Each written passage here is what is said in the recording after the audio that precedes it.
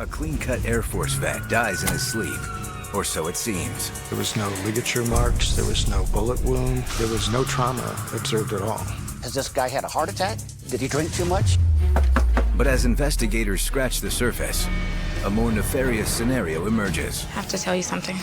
Even though he's 65 years of age, he's quite the ladies' man. This adds a whole new wrinkle into this case.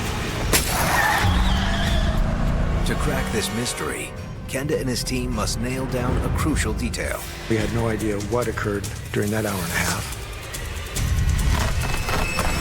It could have been a very volatile situation. He's gonna snap one of these days. But it's our mission to find out. First reports are never to be believed. Don't put something in my head.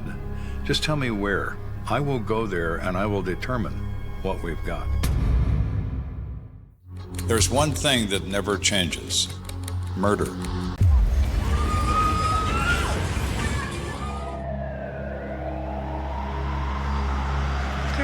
I can't believe you gave him your number. It may be late, but Carol McClendon and Rhonda Simmons are still riding high after a night on the town.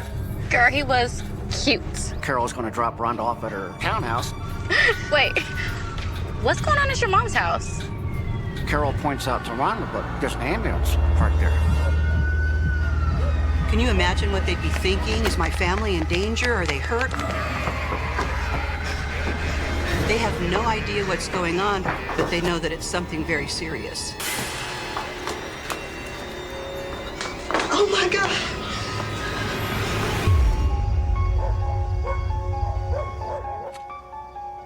I'm often up several times during the night, and sometimes I cannot go back to sleep. That particular morning, I was standing in front of the window, looking at the city lights, wondering what everyone was up to at that moment. And the phone rang, and I knew that somebody was up to something. It's Kenda. Okay, I'll be right there. Careful, Joe. I will. 20 minutes later, Kenda pulls up to a suburban home awash in police lights. Detective Perry Freeman is already on the scene. Hey, Lieutenant. Sorry to drag you out at this hour. And anything else going on? In '94, I was one of 6 homicide detectives that worked under Joe Kenda. And when I arrived, there were a number of uniforms already there. So what do we got? Victim's name is Willie Jackson, age 65. He spent 20 years in the Air Force. Now this guy, he looks like he's 45. He's in great shape for a 65-year-old man. You know, he's somebody who really takes care of himself. He works at the fitness center at Fort Carson. His wife's a lot younger, maybe mid-40s. He lived here with her and her teenage son. So who made the call? The wife did. Said she found her husband on the bedroom floor unresponsive, no pulse. Thinks it might have been alcohol poisoning. Alcohol poisoning. What do you think? I only did a walkthrough, but she could be right. The Major Crimes Unit responds to any suspicious death. And in a case like this, I don't think anybody knew if we had alcohol poisoning or if it could be something else. Now let's go take a closer look while we wait for the coroner to arrive. Normally, when I walk into a crime scene, nobody's in there. And when I walked into this crime scene, So what's with the full house? there was a mob in there. They were here when I got here. There are 3 women and a young male standing around in this kitchen. So who are all these people? These 2 are the wife's daughter and a friend. He said they saw the EMTs and they stopped on their way home. So they weren't here when this event occurred. How about the other 2? Well, one is his wife, Tony, and the kid is named Malik. He is the wife's son by another marriage. Now, they live here. They were here when the ambulance got on scene. We can't have them all standing around together, though. Yes, sir. It's important to have witnesses, but it's not important to have them in the crime scene. So my next direction was move these people out of this building. I want you to take the 2 witnesses and put them in separate patrol cars. Yes, sir. If you allow these people to be together, you could wind up with a similar story that they have rehearsed. Further, we don't want them to overhear or oversee what we're doing. Let's take a look around. The first thing you do is make an assessment of what kind of place is this. Are things broken and out of place and turned over? Someone runs a tight ship here. Yeah, sure looks that way. I found the house to be fairly tidy, well kept. Things were in their normal places. The one thing detectives find to be out of place is the victim himself. When we first observed Willie's body, he was on the floor of a bedroom. That's a strange place to lay down. I guess if he was drunk. You could smell the alcohol. So the assumption was that he had just been drinking recently. Paramedics said they found him in that position. In Colorado, a body is never disturbed until a coroner is present. We observe what we can see without moving the body. On initial observation, there was no ligature marks, there was no bullet wound, there was no trauma observed at all. Well, he could have had a heart attack. Maybe hit the bottle too hard. Yep. There's more empties in the kitchen. Wife might have been right about the alcohol poisoning. So alcohol is kind of an interesting drug because at really low dosage, it acts kind of like a stimulant. It gets people excited. It makes you, more comfortable at parties. It makes you outgoing. But at high doses, it has the opposite effect. It's a very powerful depressant. A person can actually drink himself to death by consuming way too much alcohol. The body functions slow down, and pretty soon you can just stop breathing. Hey, Joe. Heard you might have a body for me. Yeah, he's all yours. Let's talk to the witnesses. We leave the coroner to do his work, and it's time to do our work. Let's talk to the other humans that aren't dead and see what they know about how Willie came to be the way he is. Well, I'm Lieutenant Kenda. It's Detective Freeman. So the first person I speak to is the son, Malik. He is Tony's son. He is not Willie's son. All right, do you mind if we ask you a few questions? He exhibits the behavior of a normal 17-year-old, sullen and quiet and distrustful of adults. First off, I'm sorry about your stepfather. We weren't that type. Did you get along? No, not really. I don't think there was a very good relationship between Malik and Willie Jackson. Maybe some jealousy, I'm not sure. But we certainly wanted to take note of what his attitude was like. He was somewhat cooperative, but we were also somewhat suspicious of him. He's not quite as upset as you would think somebody in this position should be. Does that raise suspicion? Sure it does. But it also could be just, he's a 17-year-old kid, didn't get along well with his stepfather, and just doesn't really care. Where's your natural father? He's up in Washington. Haven't talked to him in a while, though. Why don't you tell us what happened tonight? Malik says, I was out with friends. I didn't come home till about 11:30. And my mom was upset, told me to go to my room. Willie was in the mood. Malik says that in a mood to him means that Willie's drunk. Willie's always drunk, and therefore he's always in a mood. Malik had indicated that Willie Jackson was basically an alcoholic and pretty much drank every day. With alcoholism, they have to maintain a certain level of alcohol in their system, and so they might keep a bottle in their drawer or have some in their car or kind of stash it around because they know that their body will crave it throughout the day. He always wants to come home and fight, and he doesn't stop until he passes out. So what else did your mom say? She told me to stay out of his way. Stay in my room. Who the hell do you think you are? Talking to me like that. Mother, you junk-ass fool!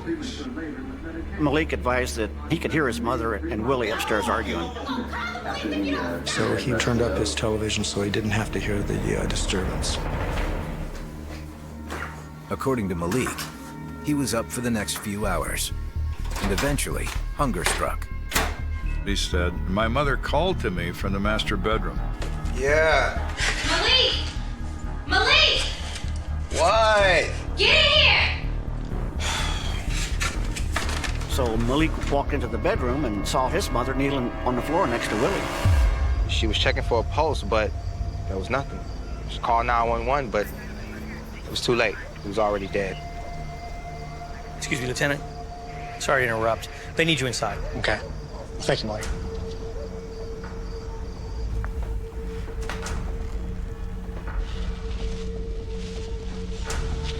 So what do you got so far?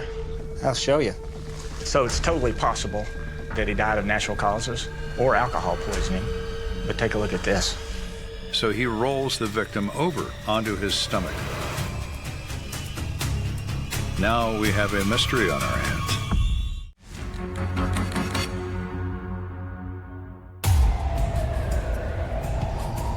We are summoned to this home because Mr. Willie Jackson is dead on the second floor.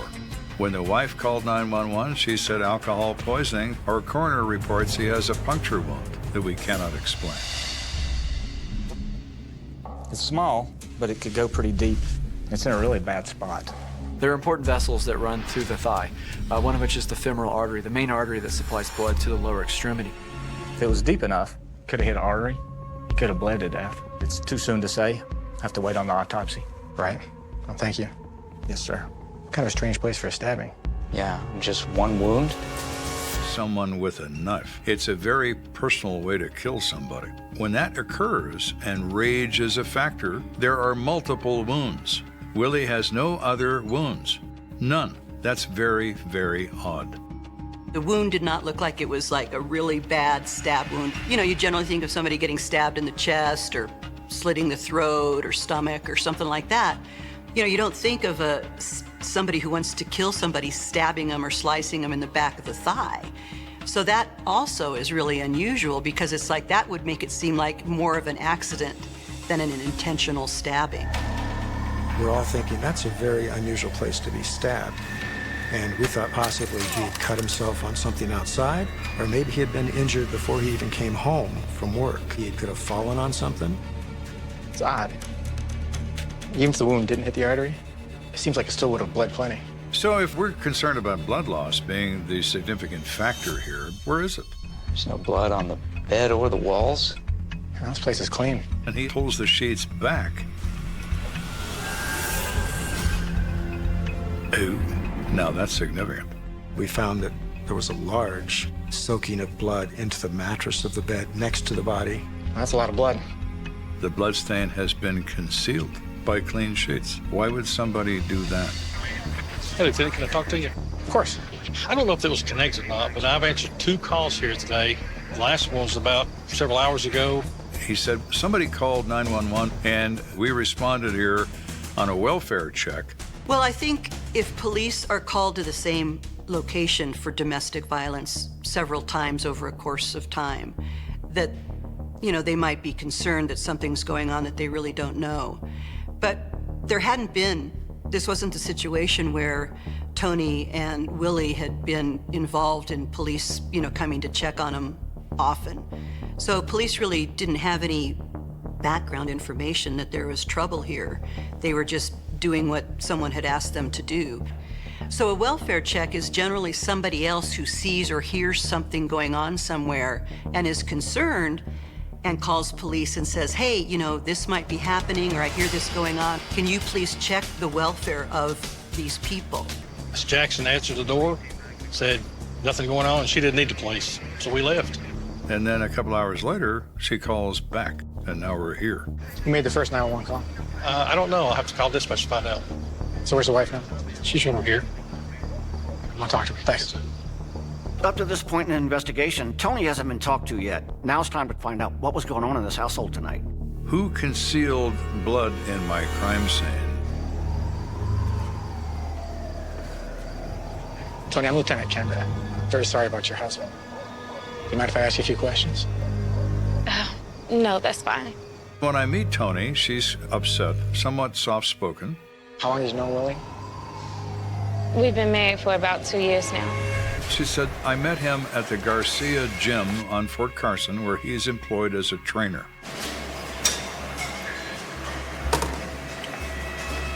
Hey, can you spot me? Absolutely. Think I need a little help on my phone. I think so. Go ahead, show it to me again. What do you like to do for fun? Why are you asking me out? Maybe. I'm Tony. Willie. She said, we fell in love very quickly. He was actually married at the time, but wasn't happy, so he left her for me. And it's your belief he died of alcohol poisoning? When I met him, I knew he liked to drink, but I never realized it was this bad. She said, I noticed in the last few months that the drinking became a problem and we began to argue a lot. Can you walk me through what happened? Willie came home late. He usually gets off at 9, but didn't get here until 10:30. I was on the phone with my ex-husband at the time, discussing some issues about our son, Malik. Cornelius, he needs his father. You should come out and see him. Where you at? She said he was so drunk he could barely stand up. Can't you see I'm on the phone?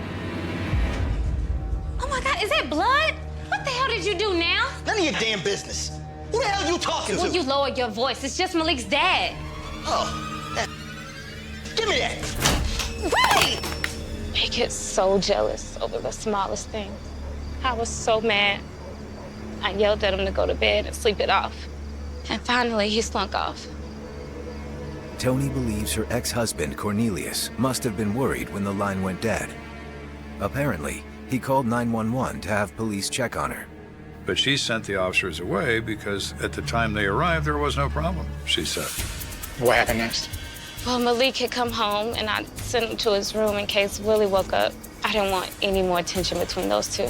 And I guess the whole time, Willie kept going on his whiskey. So I went in to check on him.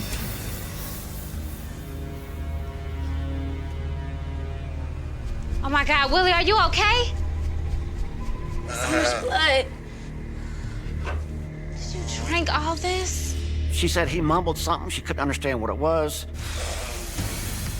Okay. Just lift your head up. But she put a pillow under his head and decided that she needed to clean these sheets before any stains set in. So I got that going, and something just didn't feel right. I had this sick feeling. So I went back to check on him again. Oh my God, Willie! Malik! Why? Malik, get in here! She called Malik, her son, to come up, and at that point they realized it was probably time to call 911. Here's the bed sheets and rags that I used to clean the carpet in the bedroom. Okay, now this is important. Did you clean up blood anywhere else in the house besides the bedroom? No, why? So, well, he's got a puncture wound in his leg. And if it hit a major vein or an artery, that's possible he could have bled to death. Seriously? We're also considering the possibility that he was stabbed this evening. You mean someone could have killed him? She appeared to be very shocked. Can you think of anyone that might want to harm your husband? No. You mentioned he left work at 9 and didn't get home until 10:30. Any idea where he stopped on the way? He didn't say. Here's my card. If you think of anything else, give me a call. I'm very sorry for your loss. Thank you. We're gonna find out who did this. I promise. So we know Willie is alive at or about 9 p.m., and he's alive at 10:30 p.m. when he comes home. What if Willie Jackson encountered someone on his way home from work? We need to know where Willie Jackson was for the 90 minutes that he's unaccounted for in his timeline. Hoping to find out, Kenda sends a detective to Willie's place of employment. The Garcia Gym on Fort Carson opens at 5 o'clock in the morning because GIs have to get their exercise in before they go to work. Excuse me, can I speak to the manager? Yeah, sure. I'm Jose Peralta. How can I help you? I hate to tell you this, but one of your employees, Willie Jackson, was found dead last night. That detective speaks to Willie's boss at the gymnasium, tells him that Willie's dead, which the guy cannot believe that he is. What kind of employee was he? Well, he was great, actually. Jose told Detective Freeman that Willie was a very good worker, always on time, never any problems with him. The people he worked with really loved him. He was a model employee. He was on time. He did his job.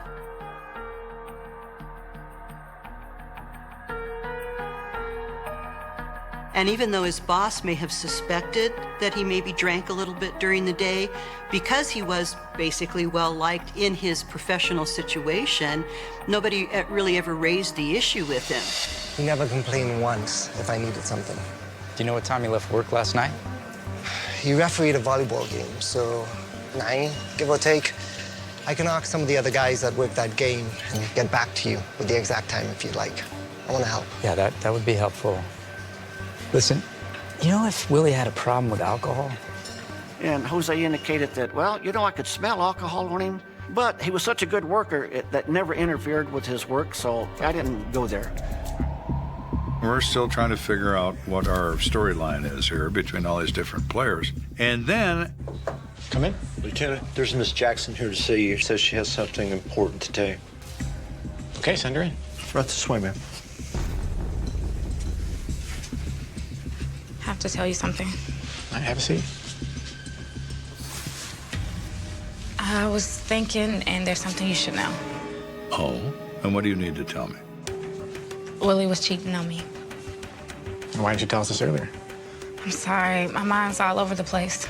Even though Willie Jackson is 65 years of age, he's quite the ladies' man. What if he stops by his girlfriend's place on his way home and she stabs him? It's happened before. What makes you think he has a girlfriend? Well, about a week ago, I was looking in his truck and I found some condoms. What the hell? The wife, Tony, tells me they don't use condoms when they have sex. Obviously, he uses condoms with this other woman. Now I'm wondering if he was with her last night before he came home. I found this note. So now we've introduced yet another person. Who is Jenny, and is Jenny married? It's entirely possible Willie stopped by Jenny's house after work. Jenny, you home? That's Robert. And her husband came home unexpectedly. Back door. Go. Obviously, we want to talk to Jenny. So we track her down at her residence.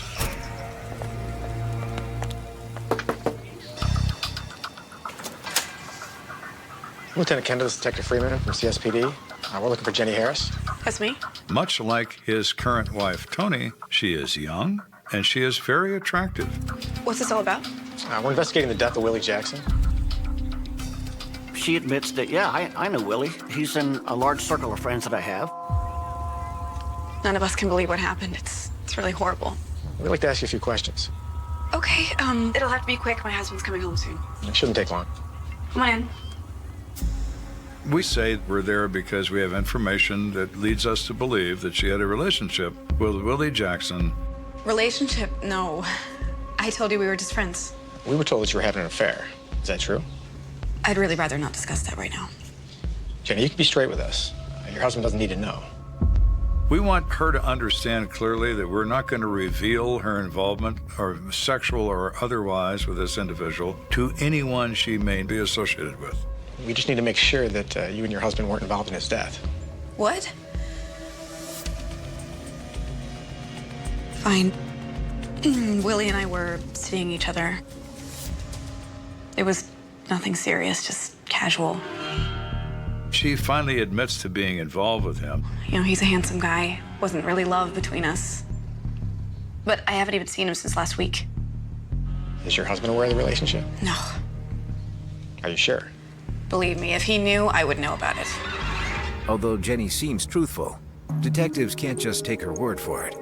Fortunate for us, we're dealing with a very confined time frame. To commit a murder, you must at a minimum have the opportunity to do so. Can you tell us where your husband was last night between 9 and 10:30 p.m.? Yes, he was with me. We were at my sister's house playing cards until midnight. I can give you her information. I'm checking it. Yeah.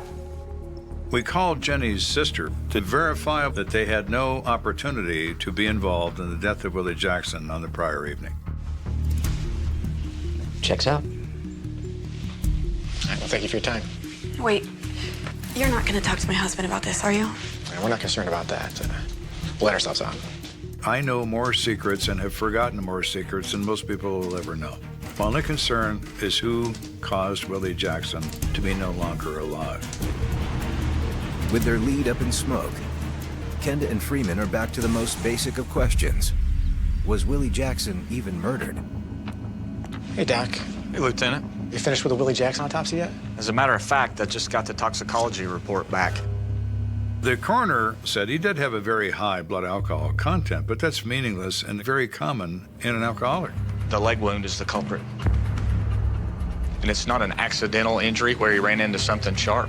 It was made by a steak knife. And it's in the damnedest spot, too, the Hunter's Canal. This area of the thigh has some veins and arteries that come from the heart, and so a fairly minor wound could cause extensive bleeding. When we talk about blood loss, the important factor is how much blood have we lost. There's a certain point at which, no matter who you are, that's enough blood loss to kill you. In this case, we got a guy who, he's a little bit older, but he's very healthy, he works out. He's the kind of guy that could withstand a significant amount of blood loss before it's really gonna affect him. It severed a vein, and there is some damage to the femoral artery. So the method of death is exsanguination, and I'm ruling it a homicide. Exsanguination is essentially a very fancy term for bleeding to death. Here we are. This is a scientifically established murder. Given that Willie Jackson died a slow death, it's unclear what time he was stabbed. It's even less clear who stabbed him. Absent any other suspects, one person who's obviously a person of interest is the wife of Willie Jackson, one Toni Jackson. At this point, we want to find out as much as possible about the relationship between Toni and Willie Jackson. So we decide we want to talk to Willie's ex-wife, Cynthia. We want to ask her two things. We want to ask her about Toni. We want to ask her about Willie. Yeah, I heard he's dead. It's so hard to believe. Can you tell us a little bit about him? She responds about Willie that he is a good man and he does drink, but he's always been a good provider. She always speaks well of him until he meets this evil woman. But that Toni, now she's a piece of work. Now she's the kind of crazy who would kill her husband. Why is that? She tried to kill me. What? Oh my. Well, that's interesting. We're investigating the stabbing death of Willie Jackson, and we believe his wife Toni is involved in his death, but we don't have enough evidence to prove it. And now, Willie's ex-wife is telling us that Toni tried to kill her as well. Can you tell us what happened? She tried to convince Willie to leave me and marry her, and I was not gonna have that. So I thought it was a phase. I thought it was something he'd get over, but that witch came after me. The ex-wife says that she was driving down the street one day, and another car was driving the opposite direction. The car looked like Toni's.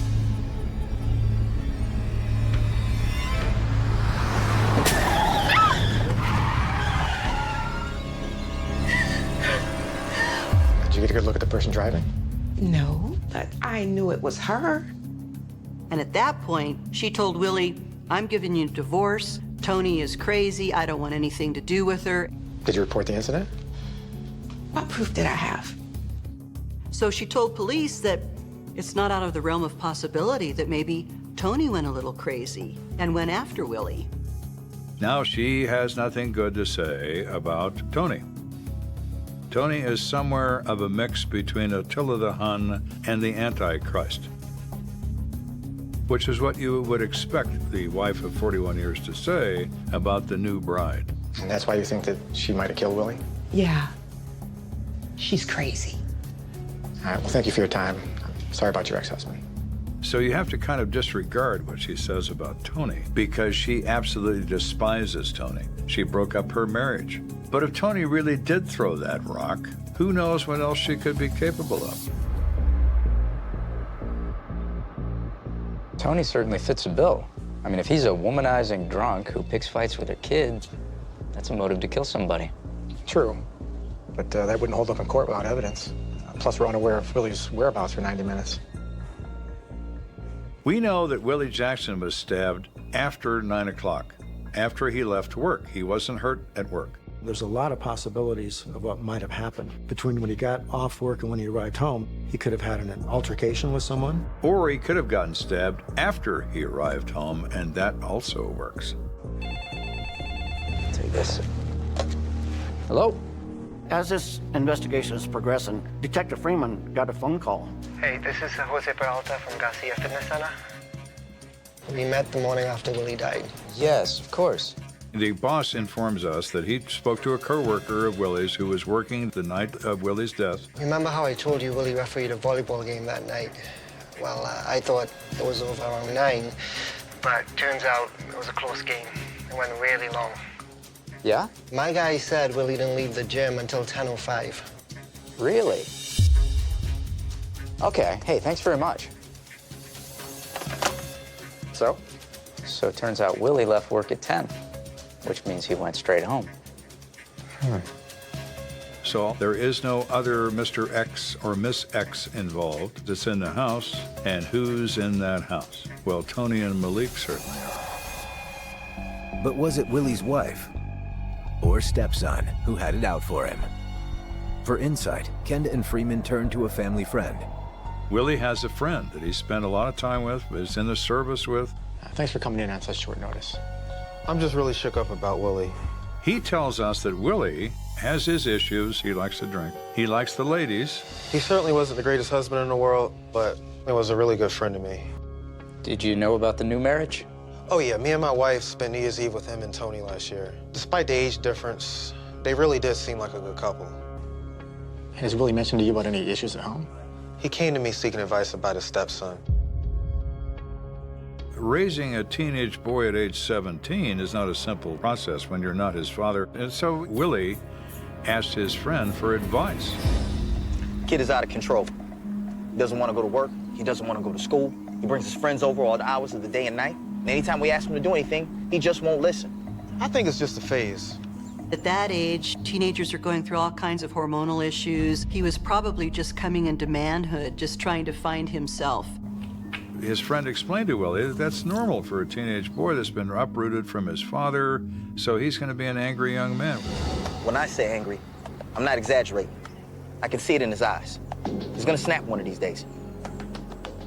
You really mean that? Dead serious. He's got it in for me. I think Willie was afraid of him. Afraid that Malik might turn violent? Definitely. Well, no. Is he capable of murder? Of course he is. He's a human. You're thinking, when you first interviewed Malik at the scene that night, he didn't appear to be very upset. Malik is an angry young man. He is physically superior in every way to his stepfather. And his stepfather had told his friend 3 days earlier he was afraid Malik was going to become violent. Kenda wonders, did a fight between Willie and his stepson turn deadly? And did Tony help cover for her son? We want to talk to Cornelius, his natural father, to find out about Malik as a person. Is he capable of violent behavior?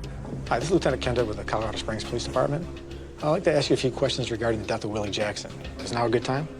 Sure, what can I do for you? I said, so why is it that Malik is living with his mother and the late Willie Jackson and not with you? Well, I recently retired from the Army and was looking for a job up here in Washington. Now, Malik was living with me then, but he was having problems in school. What type of problems? Kids picking on him, starting fights. He started cutting classes and his grades dropped.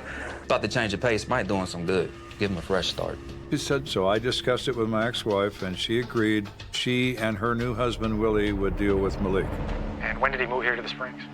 About 3 months ago, but things haven't gotten any better.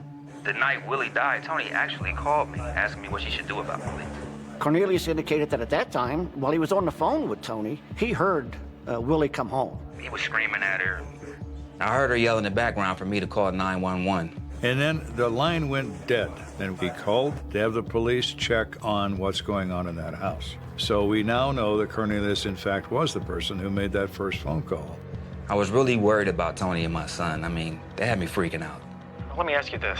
Which do you think is more likely? That your ex-wife would be violent toward Willie, or that your son would be violent protecting his mother? I don't know. I don't want to think any of those things happen. All right, well, I appreciate the help. Thank you.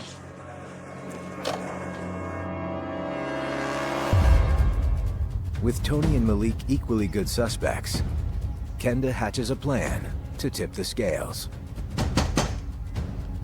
When we start to focus on one or two people, we'll again review the physical evidence, seeing if it gives us a better insight into what happened. What's this all about? Mrs. Jackson, we have a warrant to search the premises for further evidence. What? What more could you possibly need? Please step aside. Well, right away, Tony's very defensive, like, you know, we already told you everything that happened. Luckily for Kenda, his crime scene technicians have something that can bring the truth to light. Luminol is a chemical agent that crime scene investigators can spray at crime scenes. Essentially, it's a way to detect hidden blood or blood that's been cleaned up at a scene. So we search this entire house. They spray the suspected areas where blood might be It will cause the blood stain to fluoresce in the dark. It turns a weird blue-green color. Is everybody ready? Sure.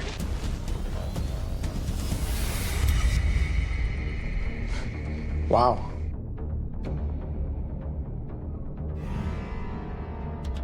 And we find blood all over this house.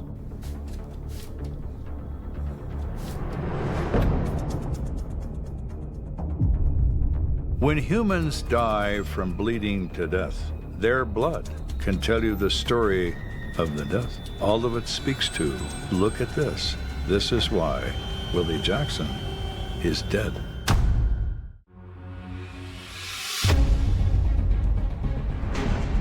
When we began this investigation, we had a crime scene with very little blood. But after spraying luminol, there is blood all over this house. Without a doubt, this is where Willie Jackson was dead. There's blood stains on the walls. There's blood stains on the doorknobs. There's blood stains on the floor. A lot more than the human eye would ever have seen. And it's very obvious that this is a much bigger deal than we thought initially.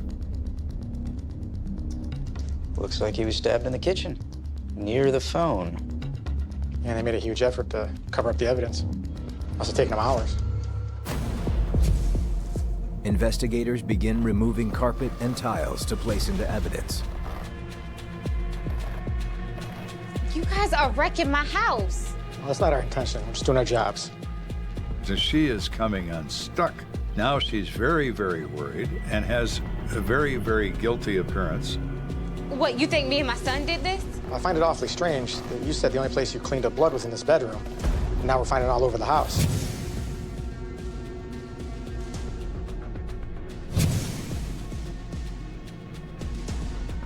But my son had nothing to do with this. Then who did? I don't know. Tony's very upset. You know, what are you looking for?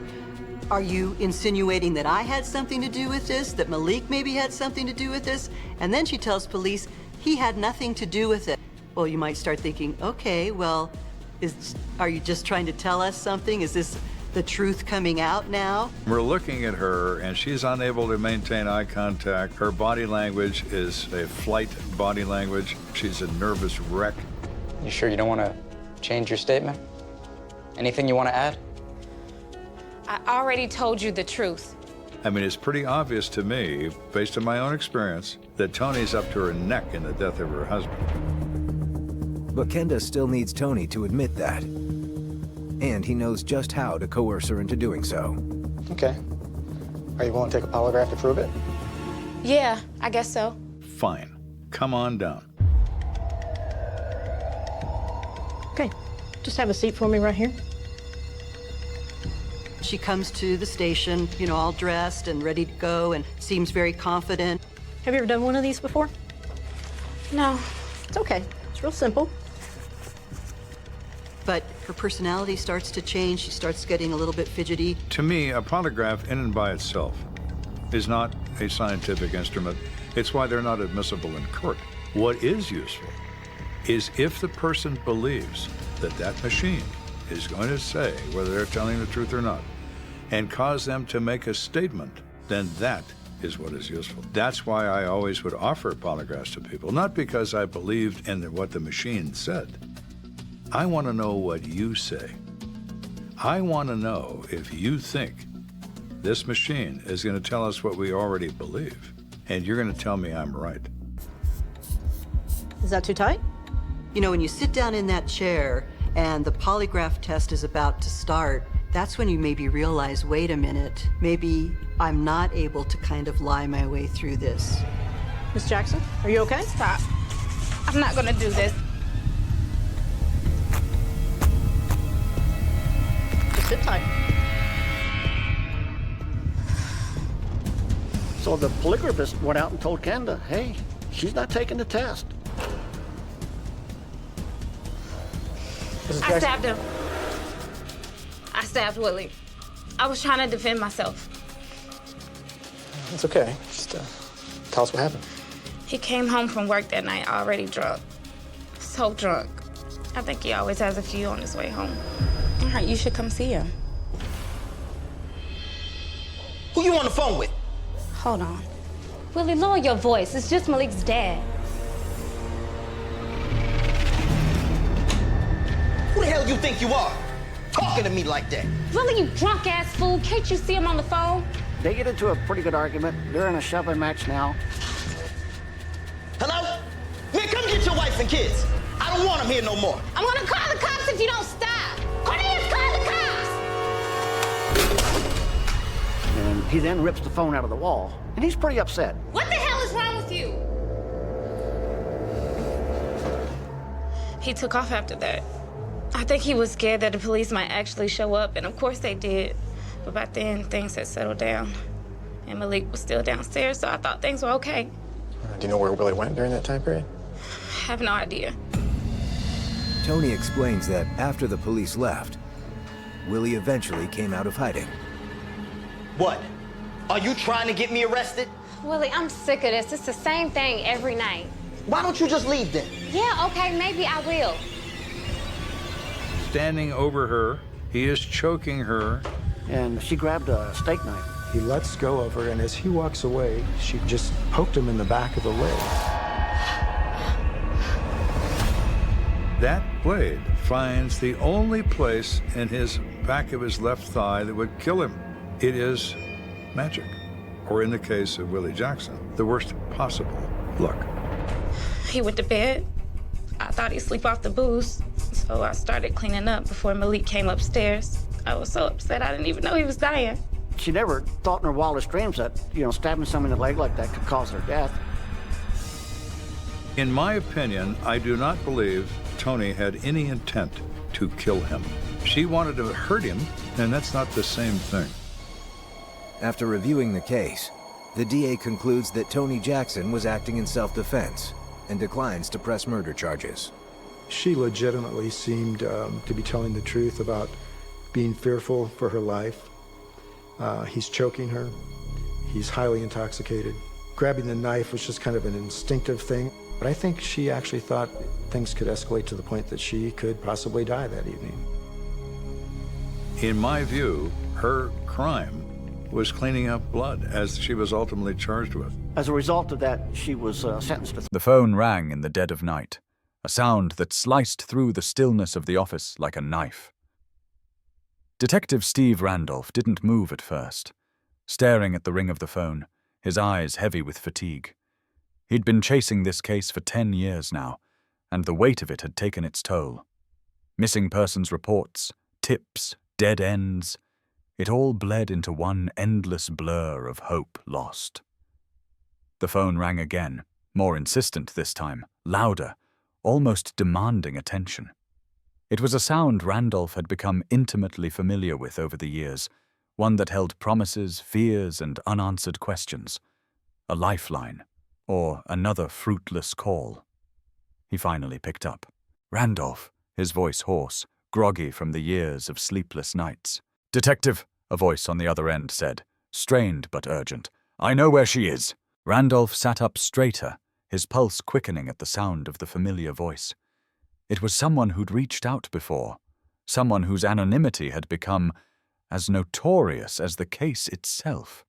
A tipster, a whisper in the dark, but this time there was something different in the voice, an undercurrent of certainty. "Who is this?"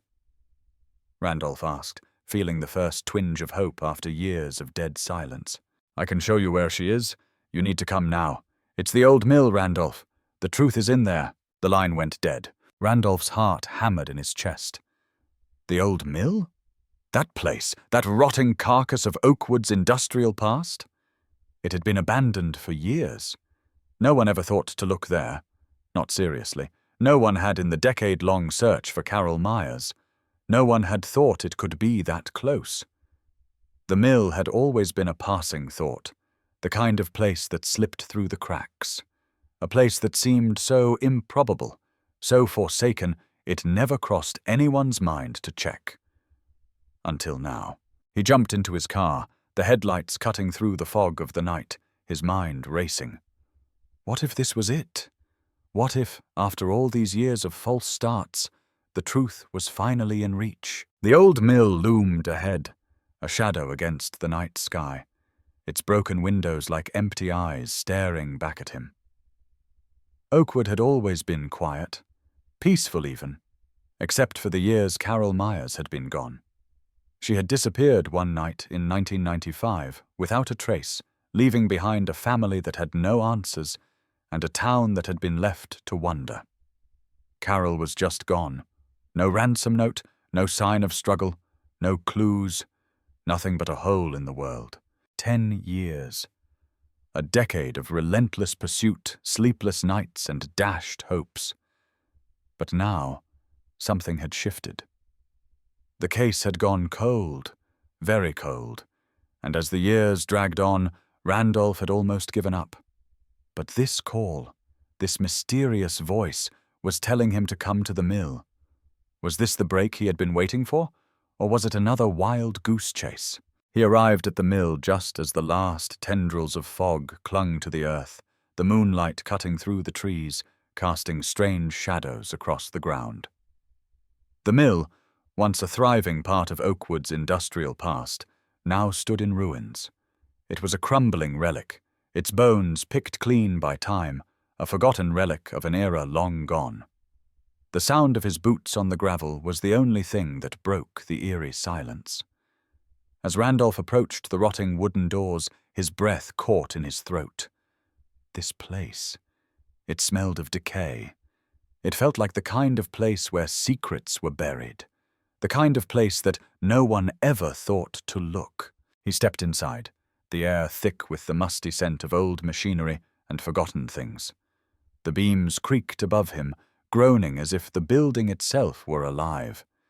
He could hear the scurrying of rats in the walls, the faint drip of water somewhere deep inside. The further he walked into the mill, the darker it became. The only light was from his flashlight, its beam cutting through the gloom like a knife. And then he saw it. A footprint. At first it didn't register, but then it hit him. A footprint, fresh in the dust, the kind that didn't belong here. His heart leapt in his chest. This was it. This was the moment they had been waiting for. He wasn't sure how long he stood there, staring at that single print, the piece of evidence that had eluded him for years. But then, the ground seemed to give way beneath him, as if the mill itself was pulling him forward, urging him deeper into its secrets. He followed the footprint, every step echoing in the vast, empty space. The beam of his flashlight bounced off the rusted old machines, the broken windows, the overturned crates. And then, just as the weight of the years of frustration seemed unbearable, he saw something else. A shape, a mound of fabric. Randolph's heart skipped a beat.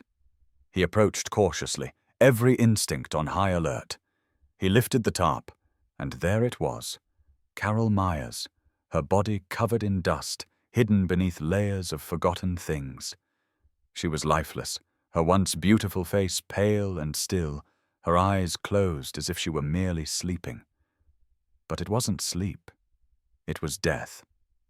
Carol had been here for years, hidden in the very place that no one had ever thought to look. The forensic team arrived quickly after Randolph called it in.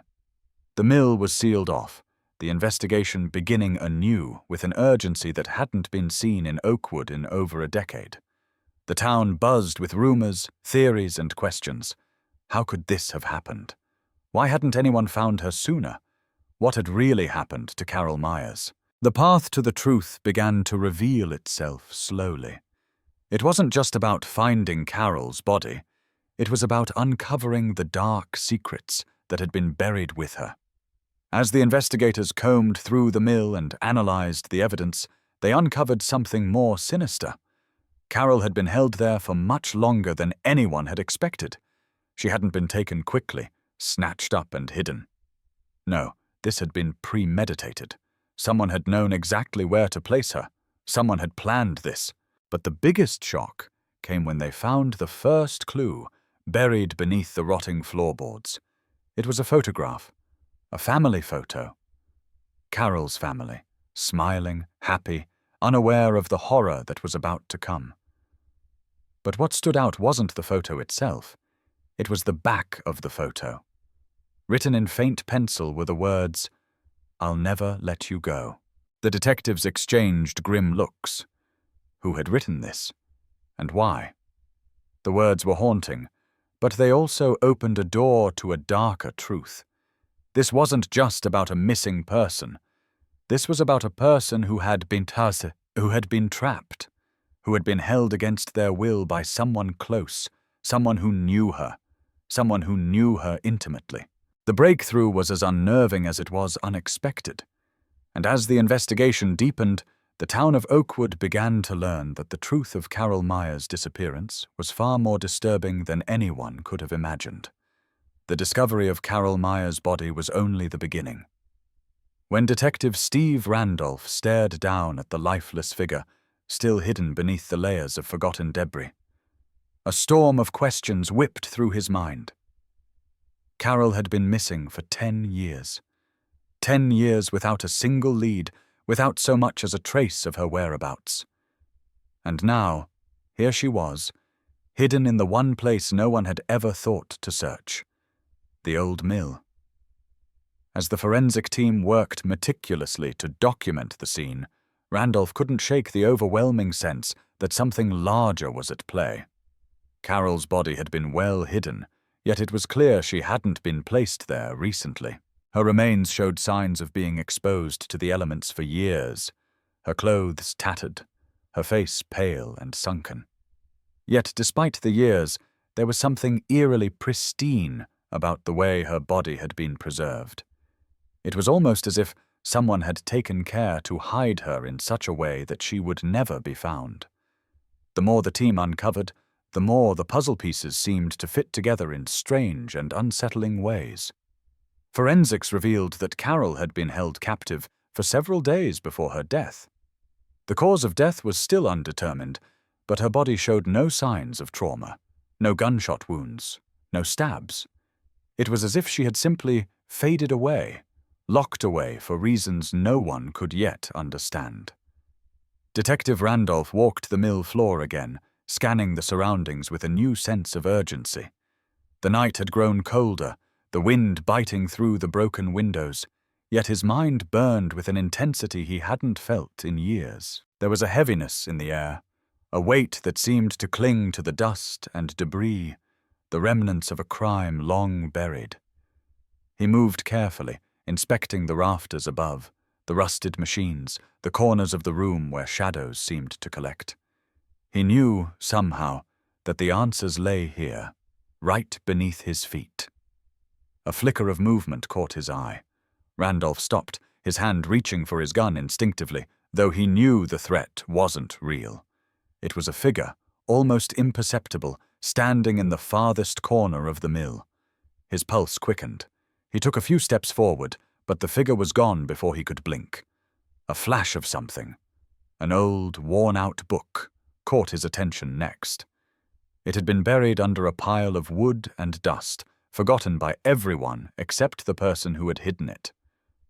Randolph reached for it, his fingers brushing the cover. He opened it cautiously, not sure what he would find, but already knowing that it would change everything. The pages were yellowed with age, the words fading with time. But there was something chilling about the contents. It wasn't a diary or a notebook. It was something else. It was a log of sorts. A collection of observations, notes, and dates. The handwriting was neat, precise, but unfamiliar. The first entry made his blood run cold. Carol, she never suspected. We meet again, my dear. We meet again. Randolph's hands trembled as he read on. There were dates, times. Each entry seemed like a record of moments shared with Carol. Moments that had been witnessed by someone hiding in the shadows. This wasn't just a case of abduction. This was something personal. And suddenly everything clicked. He flipped the pages, his eyes scanning the words. The log was a detailed record of Carol's movements, a sickening timeline of her final days. Whoever had written it was not just observing her, he was controlling her.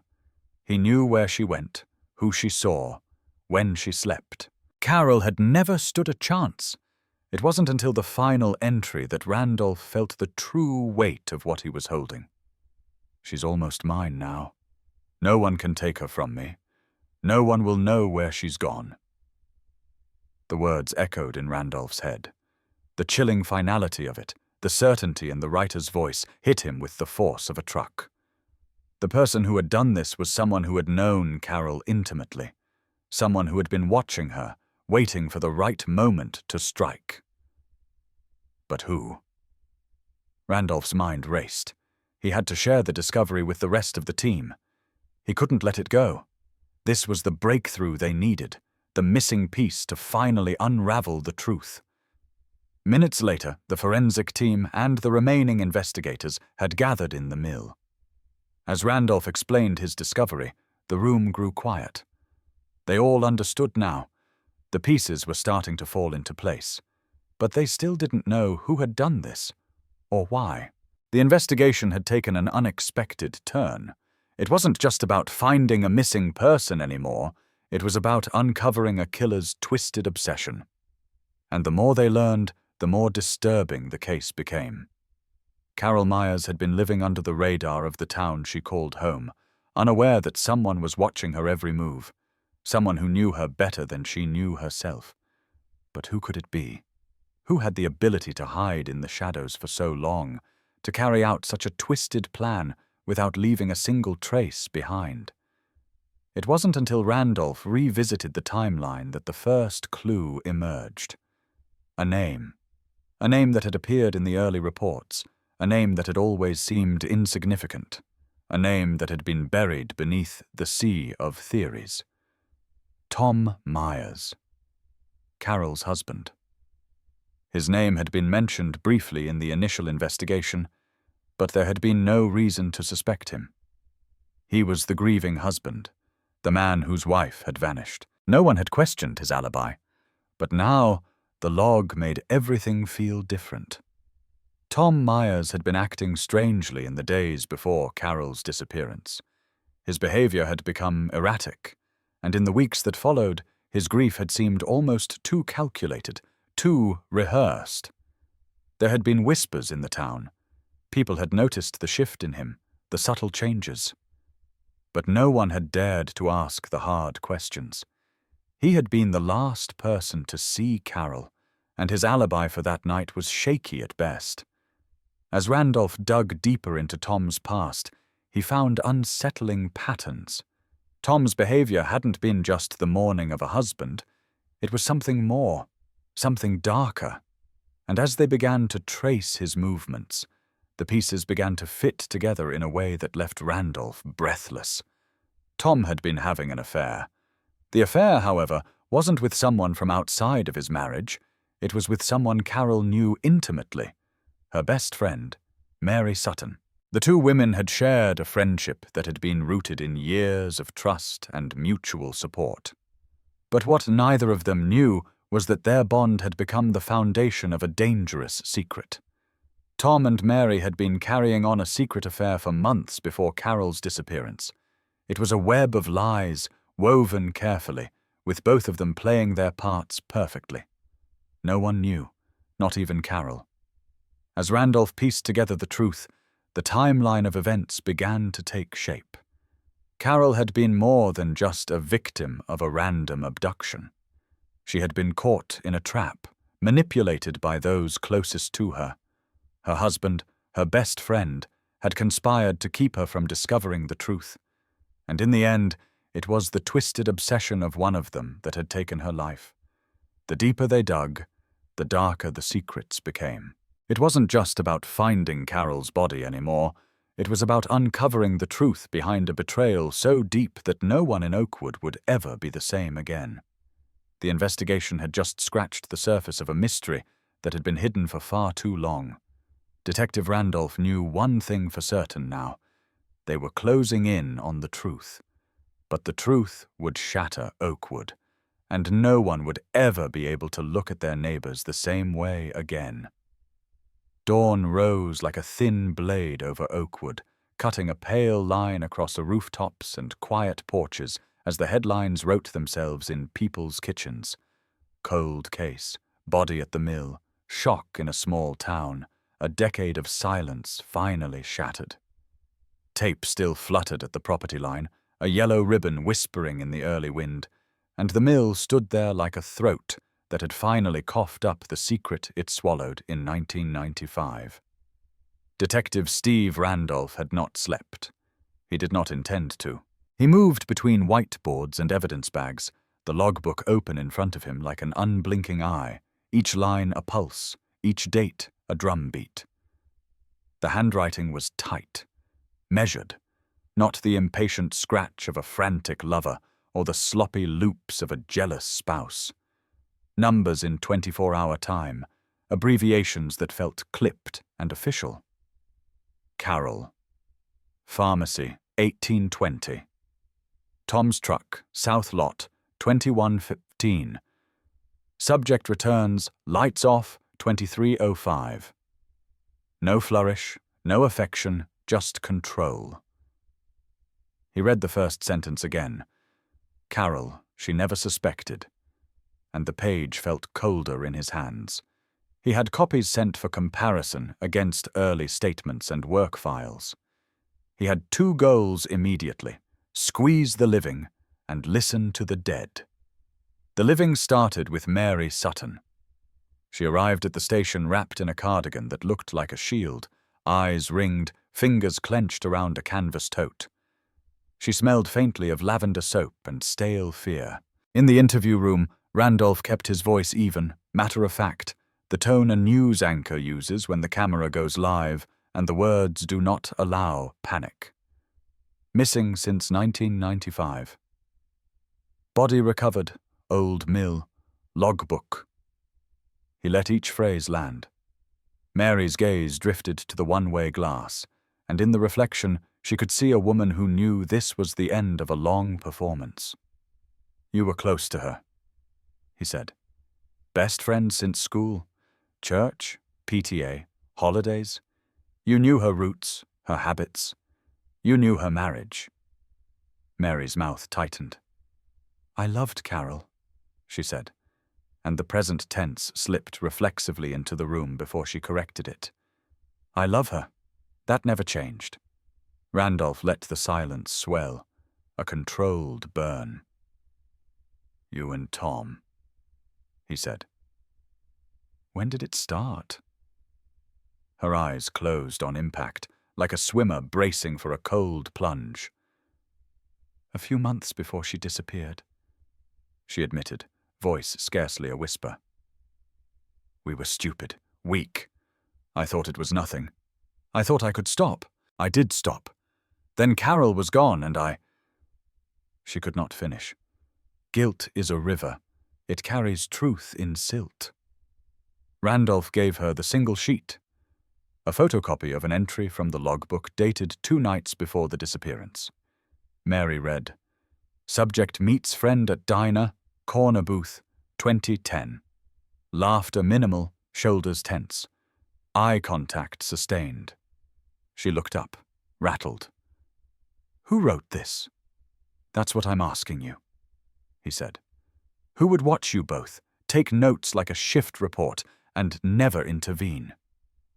Mary shook her head, tears cresting. Not Tom, she said. He's sloppy. He's loud. He hates clocks. He writes like a child with a broken crayon. And he would never... She stopped again, hearing herself, hearing the ludicrous loyalty in a sentence meant to save her. Randolph made a small mark in his notebook. The lab called before noon with the early, fragile pieces. Fibers from the tarp were a common polyethylene, purchased anywhere, everywhere. Dust stratification suggested Carol's body had not been moved once placed, and rat activity had been strangely limited in that corner, a fact the forensic entomologist chalked up to residual solvent vapors trapped by the tarps. Under the pallet, wedged in a splintered rail, they found a hair, grey, coarse, shaft intact, but root degraded. Not much. Maybe just enough. It was something to hold while the bigger storm gathered. He returned to the mill, to stand in the exact space where his flashlight had first found the footprint in the dust. He traced the line of the floorboards to a buckled seam and knelt, fingertips brushing the faint stutter of a dried adhesive no one had noticed. Glue, where a padlock shackle might have rested, bonded shut and painted to look old. Somebody had staged abandonment. Somebody had treated this place like a set. A news line popped in his head uninvited. Strange detail at crime scene suggests insider knowledge. He walked the perimeter. On the west wall, the fuse box hung crooked, a rectangle of cobwebs and memory. Pried once, reseated. Not random, purposeful. The utility records from 1995 showed the mill's lines were cut 2 years earlier, and yet a maintenance ticket, closed the week of Carol's disappearance, showed inspection by request, safety concern reported by Sheriff's Office. Sheriff's Office. The title rang like a misfired blank. Back then, Sheriff Richard Westbrook ran this county like a patient Sunday sermon. A handshake sheriff. A church aisle sheriff. The man who told cameras after Carol vanished that no stone will be left unturned, with a smile that soothed. Randolph filed the memory. He didn't trust memories. He trusted paper. He drove to storage. The evidence room from the original search smelled like old cardboard and ghosted coffee. He pulled boxes with the reverence of an archivist and the impatience of a man who hears a ticking clock no one else can hear. He wanted dispatch logs, call-out sheets, door-to-door canvas forms. He found them. Signatures at the bottom of each. Initials in the margins. Westbrook's tidy checks where he'd reviewed. In the stack from day 2 of the 1995 door knock, a smaller form slipped loose. He smoothed it flat. Property access request, Oakwood Mill, west entrance temporary. Reason, grid safety. Approved by R. Westbrook. Pickup, master key lockbox, 1930 hours. Returned, no record. He stared at the no record like it might start talking. Master key. Door. Fuse box. Glue on a fake lock. The logbook with clipped times. Cold case, new lead, shock twist. It wrote itself in his head, and he despised that it did. He still had to break Tom open. Tom Myers arrived with a jaw like a padlock and eyes that looked older than his birth certificate allowed. A decade of being the suspect of convenience leaves marks. Tom carried them like weight plates. Randolph kept the questions simple. Where were you that week? Who saw you? What did you purchase? How did you sleep? Tom's answers came flat, then cracked, then sputtered, then sharpened with anger. I betrayed her, he said finally, knuckles white on the table edge. I did that. I broke my vows. You can tattoo that on my forehead if it helps. But I didn't kill her. I wanted her back more than I wanted my next breath. Randolph slid the photocopy of the hardware receipt across the table. Tarps, rope, a putty knife, cash sale. Late October 1995. Looks bad, Randolph said. Looks right on time. Tom stared at it like it was a bad photograph of his face. Then he pointed, jabbing at the bottom corner. See that? The initials. That's not mine. Tiny letters, slanted, precise. RW. Store policy back then had managers' initial cash returns processed after hours. A notation on the back confirmed it. Items exchanged for different sizes, courtesy approval. RW. Randolph turned it over once more, and the paper suddenly felt heavier. Where did you exchange it? I didn't, Tom said. I bought tarps to fix the leak in our shed. I kept them. I never returned anything. Then someone put this into your orbit, Randolph said. Someone who knew where to plant shadows. He left Tom to cool and called the retired store manager. The man laughed the way men laugh when the past finds their phone number. RW, that's Sheriff Westbrook, he said. He liked to keep after hours tidy. If deputies had to grab something for a scene, he signed, said it was civic. Civic. The word curdled. Randolph hung up and stared through the glass at Tom, who had closed his eyes like a man on a sinking ferry. The lab pinged again. Partial mitochondrial profile from the grey hair, maternal line common in the county but narrowed by age cohort. Not exculpatory, not condemning. A few names bubbled in the algorithm they ran against voter rolls for males of the right age in 1995. Richard Westbrook landed on that shortlist not because of DNA certainty, but because of arithmetic. He fit too well. He'd fit too well for years. Randolph took the logbook to a handwriting consultant who had assisted on officer misconduct cases, someone who knew the difference between a civilian list and a cop's notes. She flipped pages, grunted, chewed her lip. This writer learned to write for readers, she said. Not for themselves. Economy of motion. Left margin discipline. The way they form the number 7. BARD. That's old-school law enforcement or military. Most civilians don't bar 7s unless they learned under someone who did. She looked up. You suspect a cop? I suspect someone who wore a badge and never took it off, Randolph said. Night bled into evening, bled into the kind of hour when the vending machine is the only restaurant in town. Randolph drove the back streets where the rumor mill churned soft and slow. He stopped at the house of a utility worker who had retired the year Carol vanished. The man met him on the porch with a dog at his heel and the wariness of someone who has waited years to be asked. Do you remember a call about the mill that week? Randolph asked. I do, the man said. Sheriff himself told us. Said he had to check something. We sent a guy out. Fuse box was dead. Sheriff still wanted it logged. Wanted the lock replaced so kids wouldn't wander. He signed my sheet and then kept the stub. I thought that was odd, but it was the sheriff. Trust is a uniform you can't book into evidence.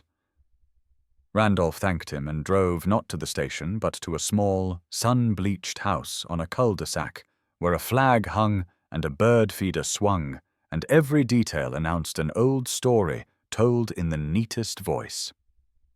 Former Sheriff Richard Westbrook opened the door before Randolph could knock twice.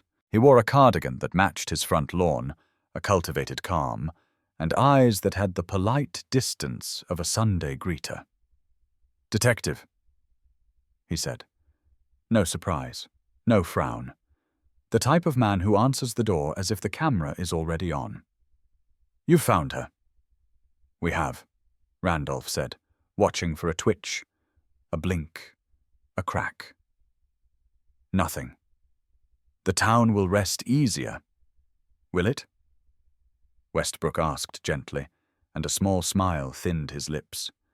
Closure is a myth sold by tired men. Randolph let that float there, a bobbing boy marking a deep place. He explained the need to review procedures from 1995.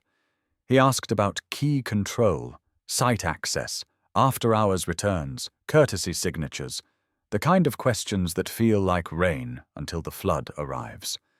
Westbrook answered with the precision of a ledger. Yes, keys were logged. Yes, he sometimes signed after hours. Yes, the mill had been a concern. Teenagers, trespass, liability. He was a steward of safety. You want my old field notebooks? Westbrook offered, moving toward a bookshelf. I keep everything. A habit of worry. A habit of service. Randolph's pulse knocked his ribs. The old man set a leather folio on the table, slid out spiral pads that smelled like pencil ghosts and old denim. Neat. Barred 7s. Tight margins. The same muscle memory as the logbook at the station, or its brother. Randolph turned a page dated the week Carol vanished. A line leapt like a fish. Public concern, mill. Locked west entrance. Logged with utility. He looked up. Westbrook looked back, mild as milk. Do you remember Carol Myers? Randolph asked. I remember everyone, Westbrook said softly. That is the burden of a small town. Did you know her personally? We all did, he said. She did church suppers. She had that laugh like a wind chime. He said it with the careful tenderness of a man who had rehearsed empathy so long it had become indistinguishable from the real thing. Randolph thanked him, took copies, promised to return them properly catalogued. On the porch, the air felt thinner. He called the Adern, he called the lab. He called himself a fool for not seeing the shape of the shadow sooner. Back at the station, he played the anonymous call from last night again, headphones tight, volume low. He listened for the thing beneath the thing, the way people clear a throat, how vowels wear their county of origin, the ghost of a smile in the ends of sentences. The caller had said, "It's the old mill. The truth is in there. In there. Not there. In there." As if speaking from the inside of the frame. As if reclaiming the set. He rolled the tape back 20 times until he heard it. A microscopic click before each phrase. The sound of a man unconsciously tapping a capped pen against a tooth. He checked the interview recording from Westbrook's doorstep 40 minutes earlier. Tiny. Barely there. The same staccato tick under the word steward. A habit like a fingerprint. He did not have a confession. He did not have a root on the hair. He did not have a smoking anything. He had a chorus of small, disciplined things singing the same note. He looked at the photograph pulled from under the floorboards, the family frozen at a summer picnic, and at the pencil scrawl on the back, "I'll never let you go." The capital I stood like a radio antenna. The L never looped. The Y in U dipped straight, military neat. He laid it beside Westbrook's field note about the mill. The bones matched. He felt the room tilt. He called for a quiet pickup of Tom on an unrelated warrant to keep the town from lighting itself on fire. He asked a patrol car to swing past Mary's house without stopping, just presence. He pulled his coat on. Then he took it off. He stood, palms flat on the desk, and spoke to the empty room like it was a live mic. Cold case. Unthinkable break. Investigators stunned. The headline, "You don't print until the ink is proof." He drove back to the cul-de-sac without lights, without fanfare, without the weight of a search warrant that would never reach a judge on whispers. He needed one more look, one more word. The door opened before he knocked. The old sheriff smiled a calm, exhausted smile. "Took you long enough," Richard Westbrook said, and somewhere in the distance a wind chime trembled as if recognizing its name. The case had turned. Randolph felt it in his bones the moment he stepped back onto the familiar pavement of Oakwood. The town was unchanged, its quiet streets still wrapped in a serene calm that felt like it belonged to another world. The people here had always carried with them an air of trust, of community, until now. Until this case. Until Carol Myers. Until the terrible truth that had been buried beneath the weight of lies and secrets. But the truth had a way of clawing its way to the surface, no matter how deeply it was hidden. It had been 10 long years since Carol's disappearance. A decade of unanswered questions, of unrelenting mystery. Now the answer was finally within reach. But as Randolph looked around, he realized something unsettling. The town was about to change forever. The moment he had left Sheriff Westbrook's home, he knew something had shifted inside him. It wasn't just the facts that were pointing in one direction anymore. It was the silence, the things that weren't being said, the unspoken truths that lay between every word, in every movement of the retired sheriff's hands, in the glint of his too careful smile. Westbrook had no reason to welcome Randolph so openly, no reason to speak with such familiarity unless he felt secure.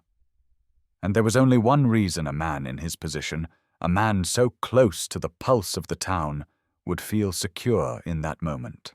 It was because he had been the one to pull the strings all along. Westbrook's impeccable record as sheriff had been his mask, his shield.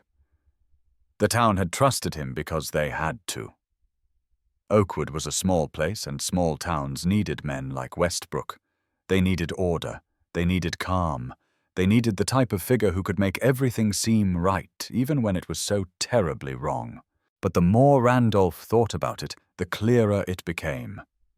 Westbrook had known. He had always known. The mill wasn't just a crime scene. It was a place of control, a place where power had been exerted over Carol Myers in ways no one had dared to imagine. He had hidden her there, not out of malice at first, but out of obsession. Carol had rejected him, and in his mind, that was something that could not go unanswered. Carol was a woman of strength, of independence. She didn't bend for anyone, least of all a man who thought his title made him untouchable. But she had made a fatal mistake. She had unknowingly crossed a line that didn't just mean she would be silenced, but that someone with far too much power would go to any length to keep her quiet. The initial signs of Carol's disappearance had been like any other case of its kind. A normal, seemingly unremarkable woman who went out one night and never came back. The initial investigation was standard, a missing persons case that wouldn't raise many eyebrows. But as the weeks dragged on and there were still no clues, no ransom demands, no leads, the case began to feel cold, even before the first month had ended. It was as if the town had decided to forget about it. But Randolph couldn't forget. He couldn't let it go. Something inside him refused to accept that a woman as ordinary as Carol Myers had simply vanished, never to be found. And that refusal had driven him to the edge of obsession, too. He'd retraced the steps of everyone involved, spoken to every witness, examined every theory. The years hadn't been kind to him. He'd grown restless, his hair graying faster than it should have, the lines on his face deepening with every year the case went unresolved. As he drove back toward the station, Randolph's thoughts turned back to the events of the night at Westbrook's house. The small details, the words he had said. "Took you long enough?" It was an offhand remark, but there was something about it that made Randolph's skin crawl. It wasn't just the sheriff's attitude, it was the complete lack of surprise. He hadn't flinched, hadn't wavered, as if he had known all along this day would come. This day when the truth would finally be dragged out of the darkness. The more Randolph thought about it, the more his mind circled back to the mill, the staged scene, the body hidden in plain sight, the faint signs of tampering. Westbrook had been there, just like the logbook had suggested. And not only had he been there, but he had orchestrated the entire thing. Every inch of the crime scene, from the fake lock on the door to the meticulous arrangement of Carol's body, it was all part of a careful plan, a plan to bury the truth. But why? Why had Westbrook gone to such lengths to keep Carol's body hidden? Why had he concealed the crime for so long, even as the years passed and the investigation grew colder? The answer, Randolph realized, was simple. Control. Westbrook had wanted control over Carol. He had been watching her, obsessing over her. She was a beautiful woman, a mother, a wife, everything he had never had. In his mind, she had rejected him, and in his twisted vision, that could not stand. She was a possession to him, something to be controlled, something to be kept out of sight. The terrifying truth was that Westbrook hadn't killed Carol out of rage or passion. He had killed her because she had threatened his sense of power. She had rejected him, and in his mind, that was a sin that could not be forgiven. The fact that she had been buried in the mill for so long, hidden beneath the very floorboards of the town that trusted him, was the cruelest part. No one ever thought to question him, not in a million years. He had held the keys to Oakwood's trust, its secrets, its safety, and now he was holding the town hostage in ways they could never imagine. The investigation had turned in his favor, and now it was time to make the connection. Randolph sat in the back of his car, running the details in his mind one more time. The logbook, the phone calls, the strange behavior of Tom and Mary, the misplaced evidence, the key exchange at the hardware store, everything pointed toward Westbrook. The evidence was damning, the clues overwhelming, but Randolph knew that the hardest part was still ahead of him. Getting Westbrook to confess would not be easy. The man had spent years spinning a web of lies, of half-truths. He would not crumble easily. Randolph would need to be careful, methodical, patient. He would need to draw the sheriff into the open, expose him for who he truly was. He had one card left to play, and that card was Tom Myers. Tom had never been a perfect suspect. His alibi was shaky, but it was solid enough to keep him out of the frame for the most part. But now, with Westbrook's involvement becoming clearer, Randolph could see the whole picture. Tom hadn't been the orchestrator of this crime. He had been manipulated, used by Westbrook, just as Mary had been. Tom was a pawn in this twisted game, a man caught in the undertow of someone far more dangerous. As Randolph sat in his car, his fingers drummed nervously on the steering wheel. He could feel the weight of the town on his shoulders, the pressure of the years of unanswered questions, of grief, of confusion. But the answers were close. So close. All he had to do was follow the breadcrumbs, follow the evidence, and lead Westbrook to the light. He checked his watch, knowing it was almost time. The town was about to face the truth, and once it did, there would be no going back. There would be no more illusions about the sheriff, no more trust in the man who had once been its protector. The case was about to reach its conclusion. The truth would be exposed, and when it was, the town of Oakwood would never be the same. The morning sun broke through the dense fog that had lingered over Oakwood, casting long shadows that stretched across the town's streets. But despite the warmth of the sunlight, there was an unmistakable chill in the air, one that had nothing to do with the weather. The town had just awoken to a reality it could no longer ignore. Carol Myers had been found, and with her discovery, the dark underbelly of Oakwood's most trusted figure had begun to unravel.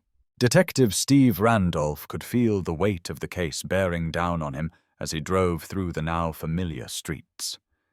His mind raced as he considered his next move. Every piece of the puzzle had led him to the same conclusion. Richard Westbrook, Oakwood's former sheriff, was the man responsible for Carol's death. But as much as the evidence pointed to him, Randolph knew that a confession wouldn't come easily. Westbrook was a master manipulator, a man who had played the role of a beloved public servant for years. To bring him down, Randolph would need more than just circumstantial evidence. He needed a confession, and that meant he had to outsmart Westbrook at his own game. As Randolph pulled up to the station, he saw the familiar faces of the officers and forensic specialists who had worked tirelessly on the case. The mood was somber but determined. Everyone knew they were on the verge of something big, something that would send shockwaves through the community. But they also knew that the final steps of the investigation would be the hardest. Westbrook had managed to stay one step ahead for so long, it was time for them to close the gap. Inside the station, Randolph met with his team. The air was thick with anticipation as they reviewed the evidence once again. The logbook, the phone records, the hair sample, and the surveillance footage from the hardware store. It was all there, pointing squarely at Westbrook. But the more Randolph looked at the evidence, the more he began to feel like something was missing. There was one thing they hadn't found yet. One crucial piece that could bring the whole case together. The missing link was a confession, and Randolph knew exactly where to get it. He stood up, his chair scraping loudly against the floor. "I'm going to see Tom," he said. "If we're going to get Westbrook to crack, we need to start with the man who knows him best, his former deputy." Tom Myers had always been a suspect in the case, but Randolph had never fully believed he was involved in Carol's death. Tom was a man caught in the crossfire of Westbrook's manipulations, a pawn in a much larger game. If anyone could shed light on the twisted relationship between the former sheriff and Carol, it was Tom. The drive to Tom's house felt like it took forever. Randolph's mind raced with thoughts of how to approach him. Tom had been through enough over the years. The pressure of being married to Carol, the guilt of an affair with Mary Sutton, and the shadow of suspicion that had hung over him since Carol's disappearance. It was all too much for any man to bear. Randolph knew Tom wasn't a hardened criminal. He was a broken man, just another victim of Westbrook's control. When Randolph knocked on the door, it was Tom's young daughter who answered. She looked up at him with wide eyes, clearly confused by his presence. Randolph smiled warmly, trying to put her at ease. "Is your father home?" he asked gently. The little girl nodded and ran off to fetch him. A moment later, Tom appeared in the doorway, looking tired and worn. His eyes were red-rimmed, his hair unkempt. It was clear that the last few weeks had taken a toll on him. But despite his disheveled appearance, there was something about him that made Randolph pause. It was the way Tom carried himself, defeated but still holding on to a shred of dignity. "Detective," Tom said. His voice flat. "I didn't do it, I swear." "I know." Randolph replied softly. "I know you didn't. But you do know something. You know what happened to Carol." Tom's face tightened, and he stepped back, glancing over his shoulder to make sure no one was listening. He lowered his voice before speaking again. "I don't know much," he said. "But I know Westbrook. I know how he works. He's not who you think he is." Randolph's heart raced.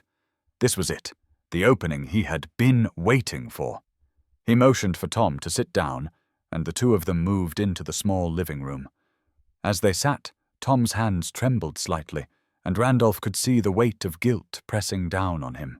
"I've been through hell these last 10 years, Tom said, his voice barely above a whisper.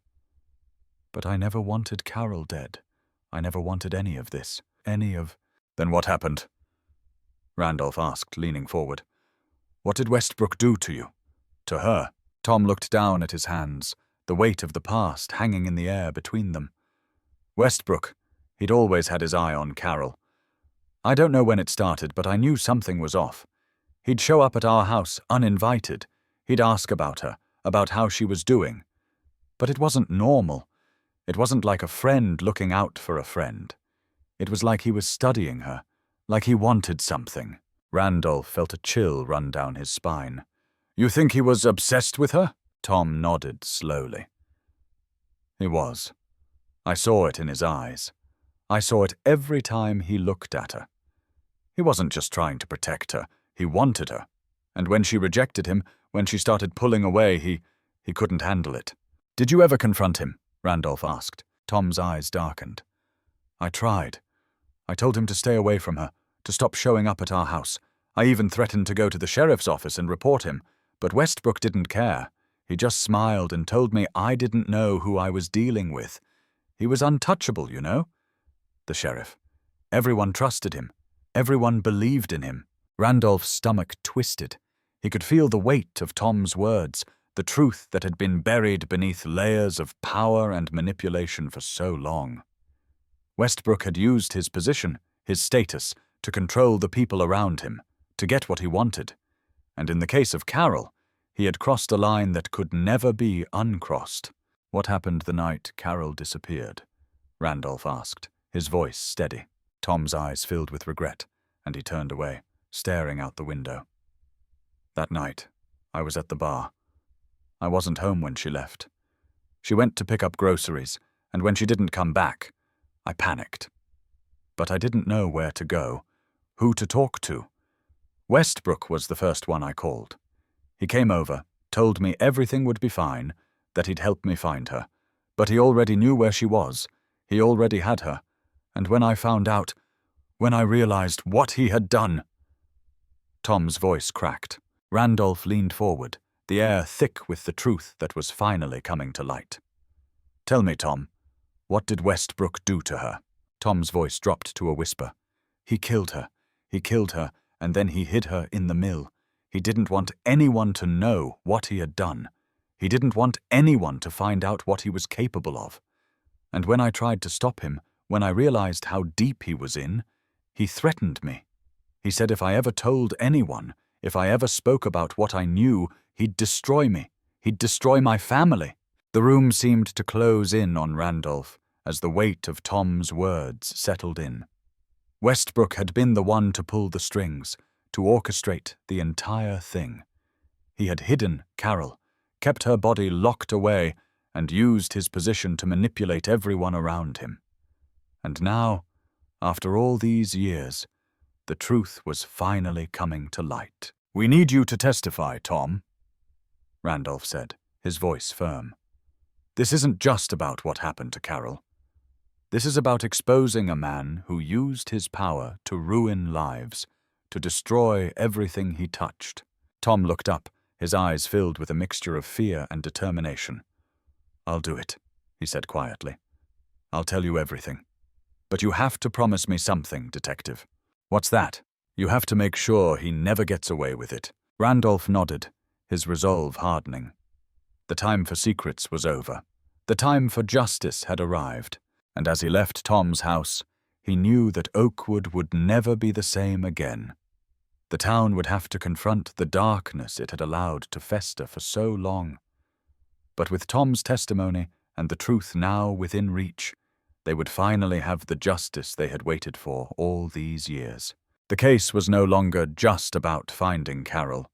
It was about exposing a man who had hidden behind a badge for far too long. The time had come for Richard Westbrook to face the consequences of his actions, and Oakwood would never be the same once the truth was finally set free.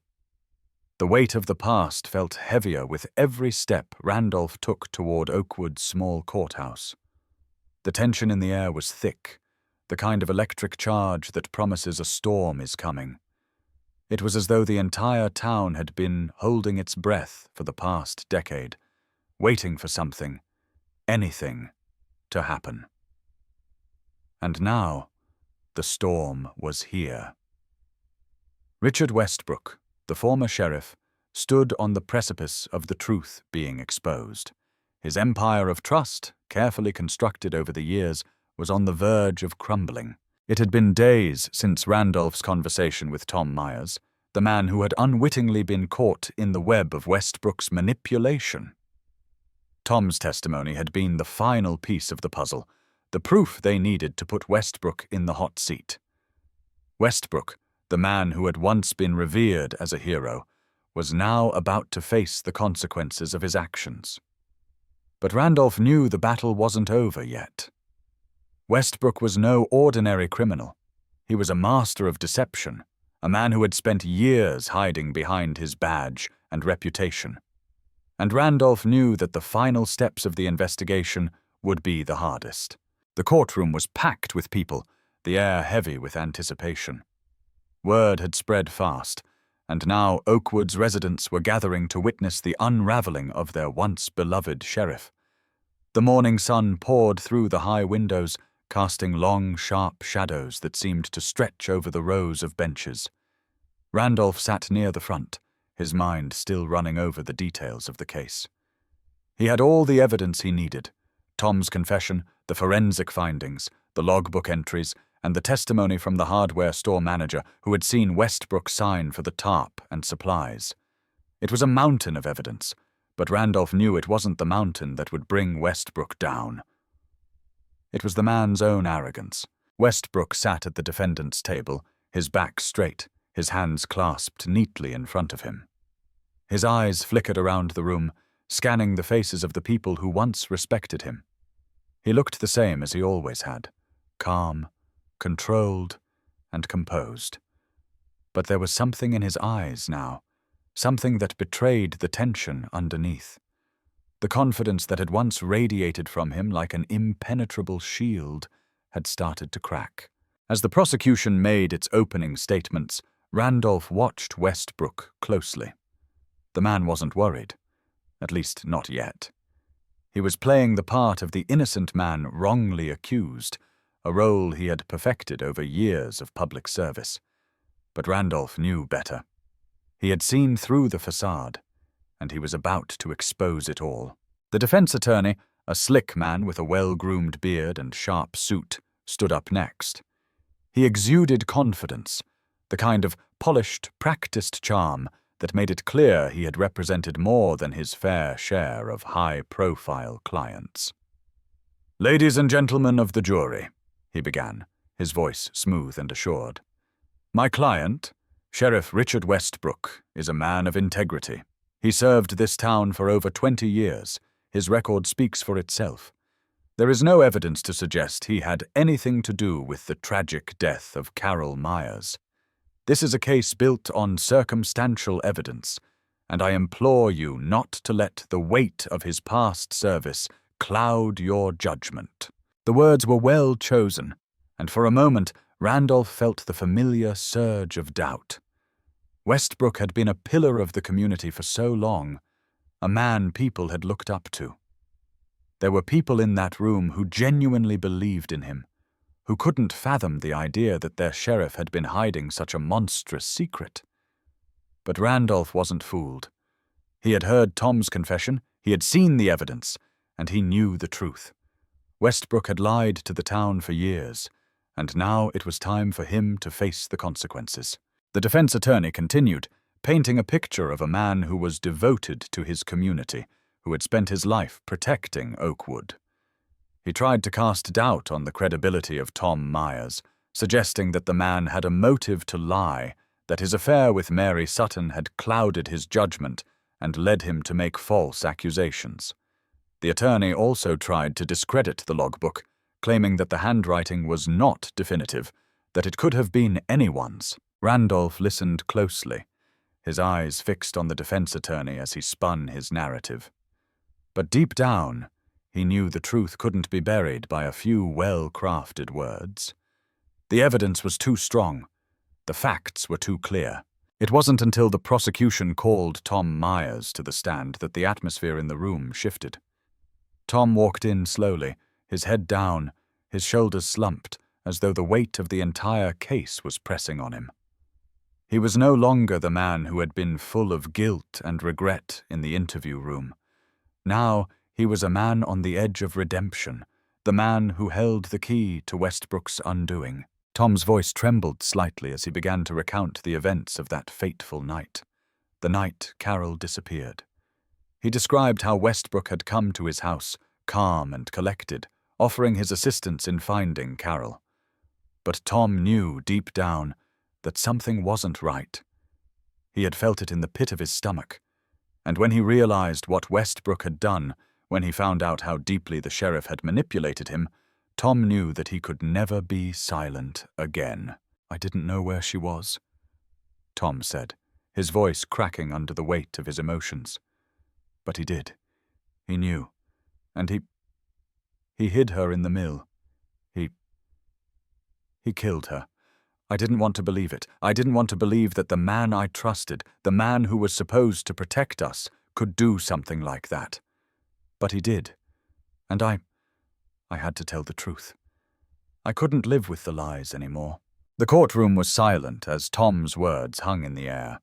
People shifted uncomfortably in their seats, some avoiding eye contact with others, as if the truth had suddenly become too much to bear. For the first time, the reality of what Westbrook had done seemed to sink in. The sheriff, the man who had been Oakwood's protector, was a killer. He had murdered Carol Myers and hidden her away, safe in the shadows, while the town mourned her loss. Randolph watched Westbrook carefully as the man's face remained impassive, his eyes cold. But there was something else, something beneath the surface, a flicker of recognition, the tiniest crack in the wall of composure. Randolph knew it then. Westbrook was realizing that the walls were closing in. The truth was out. There was no hiding it anymore. The defense attorney tried to salvage the situation, casting doubt on Tom's testimony, suggesting that he had been coerced into making a false confession. But the damage had already been done. The truth was no longer up for debate. Westbrook's empire was crumbling before their eyes, and there was nothing he could do to stop it. As the trial continued, the prosecution presented their final arguments, each word reinforcing the case against Westbrook. The logbook, the phone records, the forensic evidence. And now Tom's testimony. It was a mountain of proof, and there was no escaping it. Westbrook had nowhere left to hide. When the jury was sent to deliberate, the air in the courtroom felt heavy, like the final moments before a storm. Randolph's mind raced as he waited, but there was a sense of finality in the air. He knew the truth. The town of Oakwood knew the truth. And now it was only a matter of time before Westbrook would have to answer for his crimes. As the verdict was read aloud, Randolph sat back in his chair, his eyes fixed on Westbrook's face.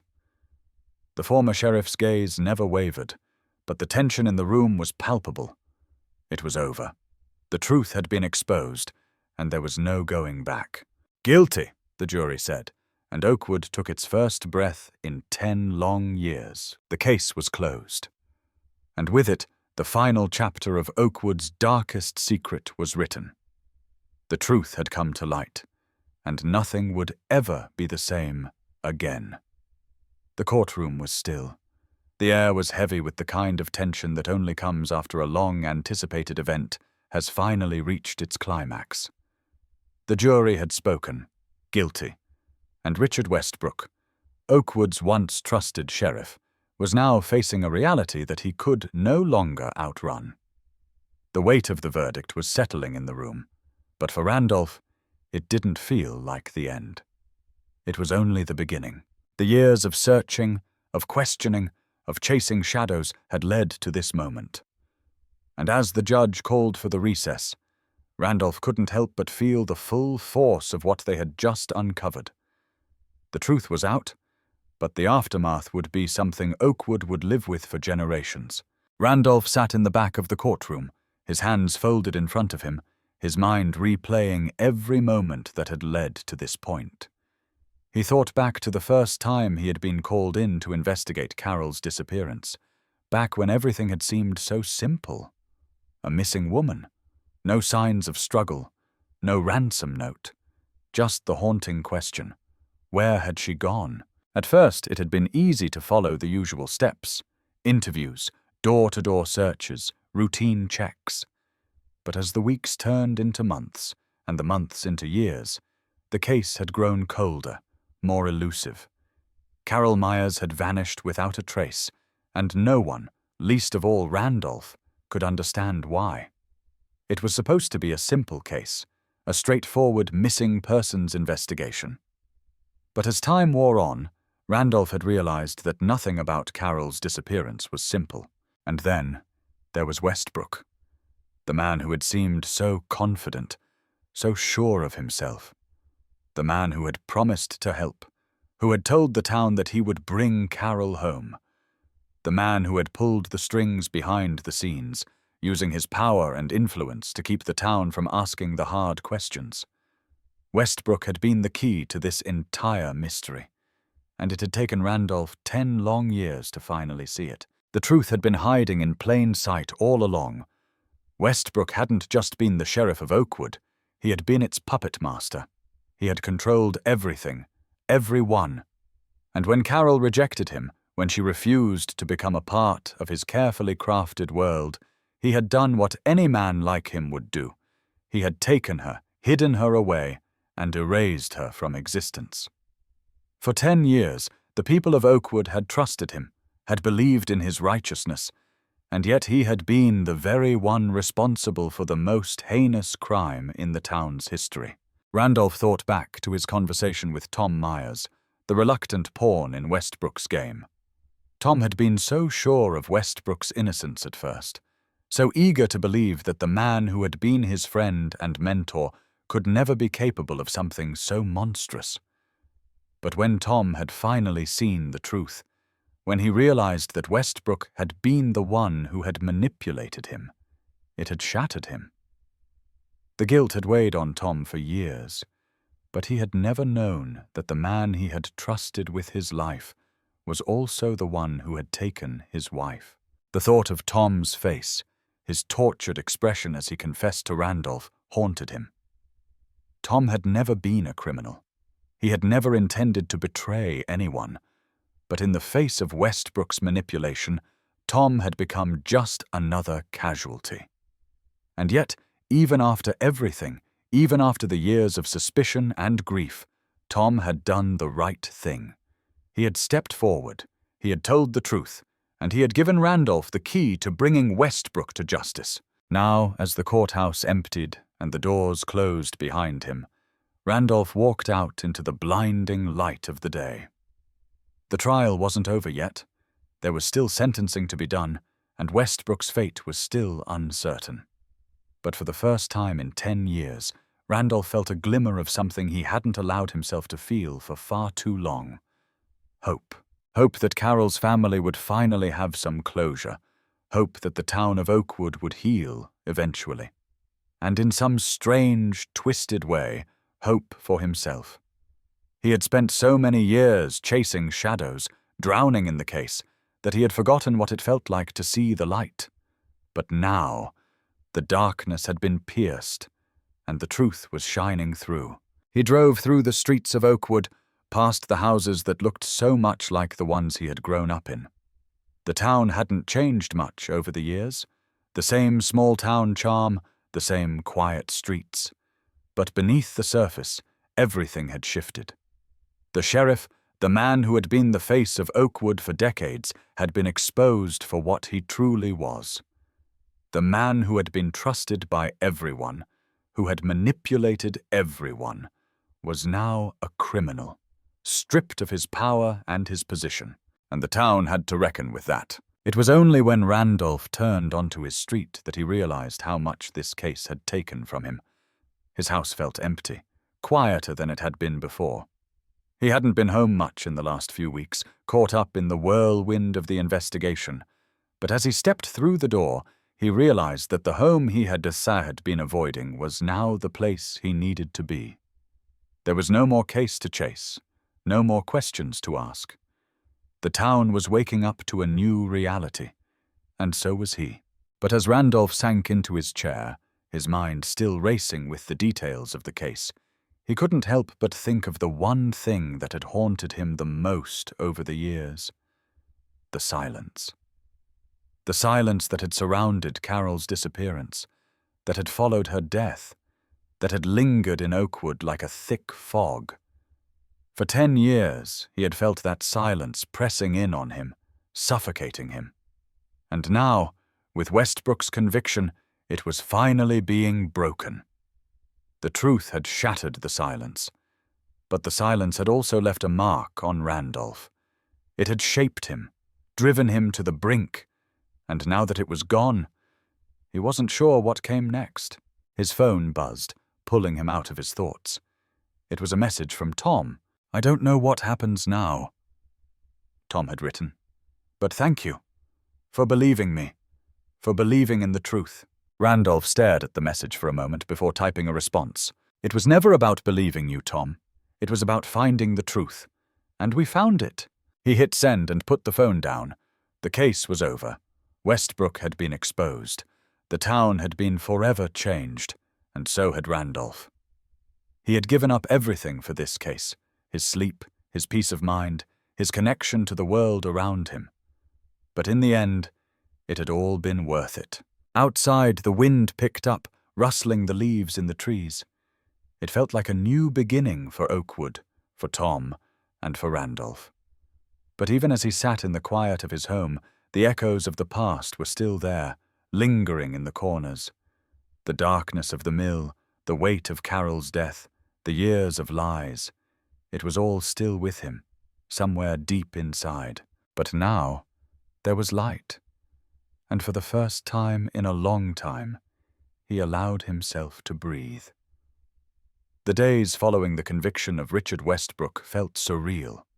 Oakwood, a town that had once thrived on trust and small-town values, was now left to pick up the pieces of a shattered history. The sheriff, a man who had been an integral part of the town's fabric for over 20 years, was now a convicted murderer. The community's collective sense of betrayal was palpable, and it wasn't just the residents who felt it. Randolph could sense it in himself, too, a weight that hadn't been there before. A part of him had never truly believed it would end this way, but now that it had, the truth tasted bitter.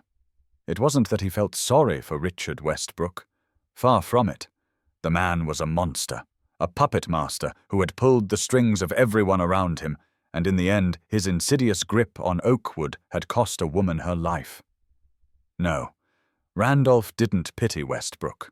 But in the aftermath of the trial, as the town began to come to terms with the consequences of his actions, Randolph found himself grappling with something deeper, something harder to put into words. It wasn't just the case that had changed, it was the town. And it was him, too. Each morning, the weight of what had been revealed seemed heavier. Oakwood's streets seemed to echo with the whispers of the past, of old friendships broken, of trust betrayed. As Randolph walked down Main Street, past the rows of familiar houses, he could feel the town's pulse. But it was different now. The streets were quieter, as though the town itself was still reeling from the shock of Westbrook's fall. People who once smiled at him as he passed now avoided his gaze, unsure of what to say, unsure of how to look at him after everything had been laid bare. Even the trees seemed to stand still, their branches heavy with the weight of history. The phone calls started almost immediately. Most of them were from the media, clamoring for interviews, wanting to know the details of how the case had been solved. There were a few from old friends, but even those had a strange quality to them, as if the space between them had suddenly grown wider. No one had asked for this. No one had wanted the town to unravel in such a dramatic way. But now they were all bound to the story, whether they liked it or not. Randolph had spent the last few days organizing the files, double-checking the evidence, making sure that every detail was in place. The work was almost mechanical, a way to keep his mind busy, to keep the chaos at bay. But when he looked up from his desk, when he allowed himself to look around at the people in the station, his colleagues, his friends, the ones who had been with him through every step of the investigation, he saw the same thing he had seen in the faces of the people on the street: disbelief. They were all struggling with it, and they were all wondering what came next. In the weeks that followed, Randolph began to realize something about the way the town was dealing with the truth.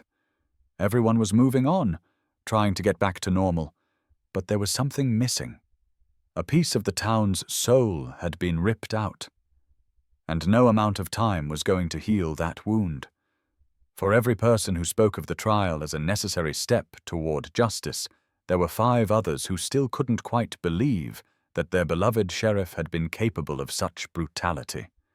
The trust that had been built over decades, woven into the very fabric of Oakwood, was gone. People had been lied to, manipulated, and used by the very person they had once believed in. Randolph knew that the scars wouldn't fade. Not for the community, and not for him. One evening, as he sat in his office, a knock at the door interrupted his thoughts.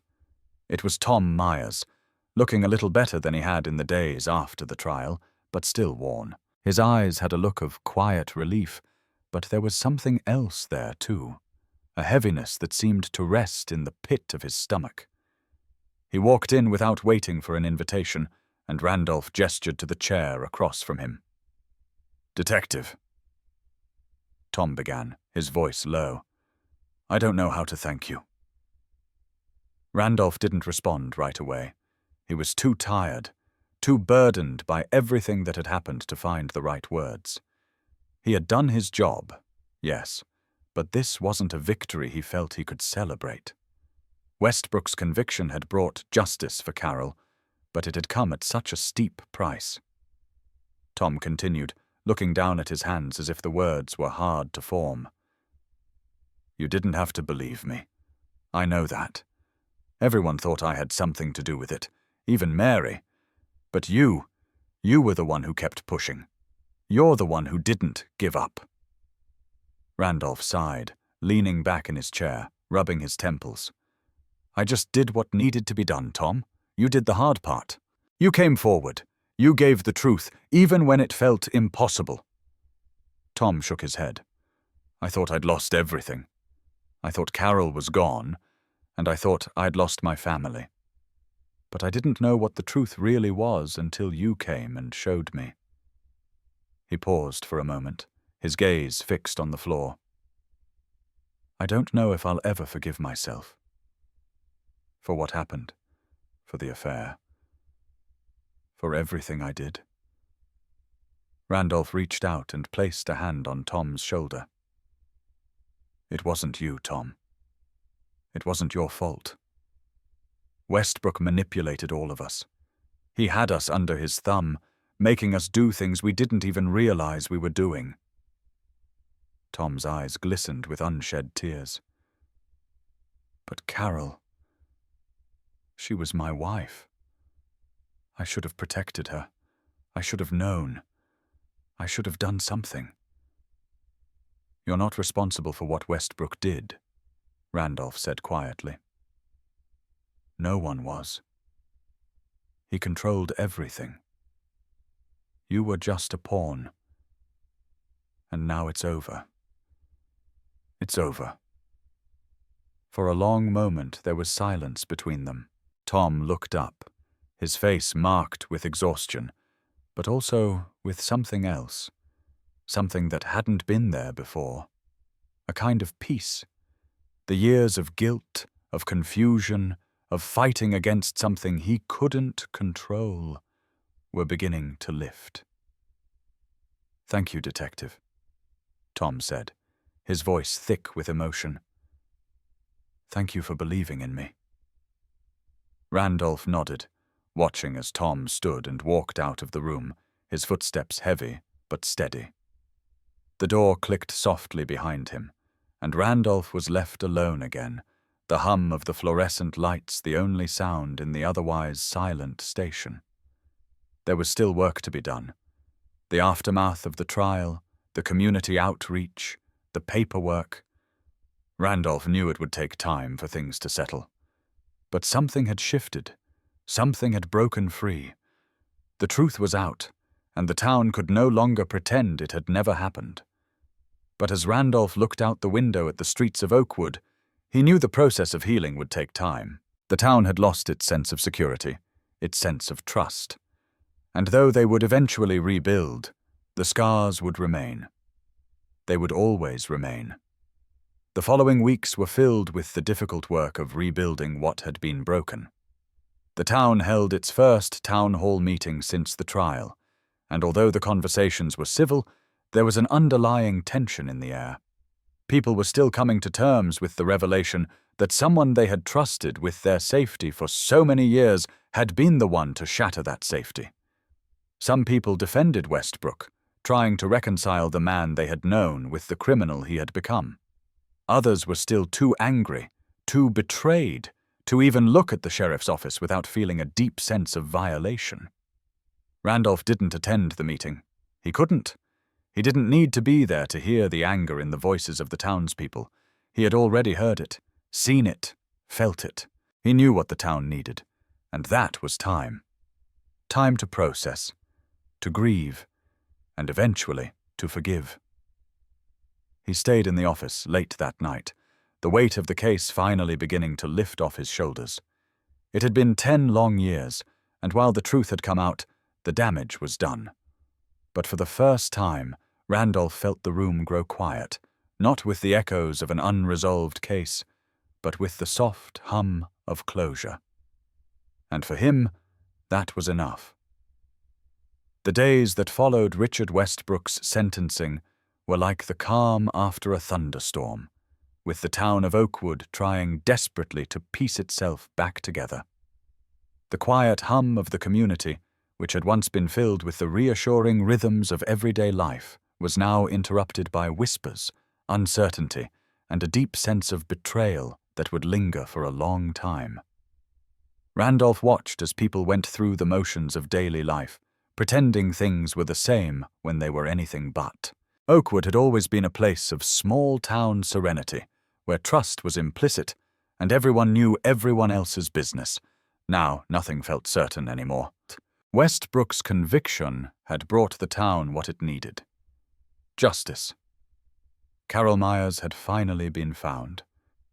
The mystery that had lingered for a decade was solved, and the man who had once been Oakwood's sheriff was now behind bars, paying the price for the crime that had haunted the town. But as much as Randolph had hoped for closure, the truth had come with a heavy toll. The community was fractured, torn between grief, disbelief, and an overwhelming sense of betrayal. It wasn't just Carol's family that had been hurt by Westbrook's actions. It was the entire town. Randolph sat at his desk, papers scattered before him, reviewing the aftermath of the trial. The case had gone as expected. Westbrook had been found guilty of second-degree murder, and while he hadn't confessed, the evidence was overwhelming. It wasn't just the physical proof that had secured the conviction. It was the story of betrayal, manipulation, and power that had been laid bare for the world to see. Carol Myers' life had been taken not just by the man she had once trusted, but by the community that had looked up to him for years. And that was something Oakwood would never be able to undo. The trial had been emotionally draining for everyone involved. Tom Myers, Carol's husband, had stood in the courtroom, his shoulders hunched, his hands trembling as he told the jury about his own guilt. Guilt he didn't deserve to carry. But in the end, it was Westbrook who had to bear the weight of the crime. He had taken Carol's life, and in doing so he had also destroyed the life of the man who had once trusted him most. Randolph couldn't help but feel a deep sense of loss as he looked around the quiet office. The case was over, but the aftermath of it all was far from finished. The road to healing would be long for Oakwood. Some wounds would never truly heal. He thought of Tom and Mary, both victims in their own ways, both forever scarred by the man they had allowed into their lives. But even as he thought of them, he knew there was something more at stake here. The people of Oakwood had been manipulated, yes, but so had Randolph. He had been drawn into Westbrook's web of lies, and only now, after all these years, did he understand how deep the deception ran. He leaned back in his chair, rubbing his eyes, trying to push away the fatigue that had settled deep within him. He hadn't slept properly since the trial. His mind was too full of the past, too full of everything that had been uncovered. There was a small part of him that still wanted to believe Westbrook had been a victim too, caught up in his own personal demons, trapped by the power he had wielded for so long. But the evidence had proven otherwise. Westbrook wasn't a victim. He was a predator, and it had taken too many years for anyone to see it. Randolph's phone buzzed, pulling him out of his thoughts. It was an unknown number.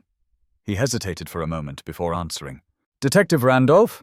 The voice on the other end was tentative, but familiar. "Mary," Randolph said, recognizing the voice immediately. Mary Sutton, Carol's best friend.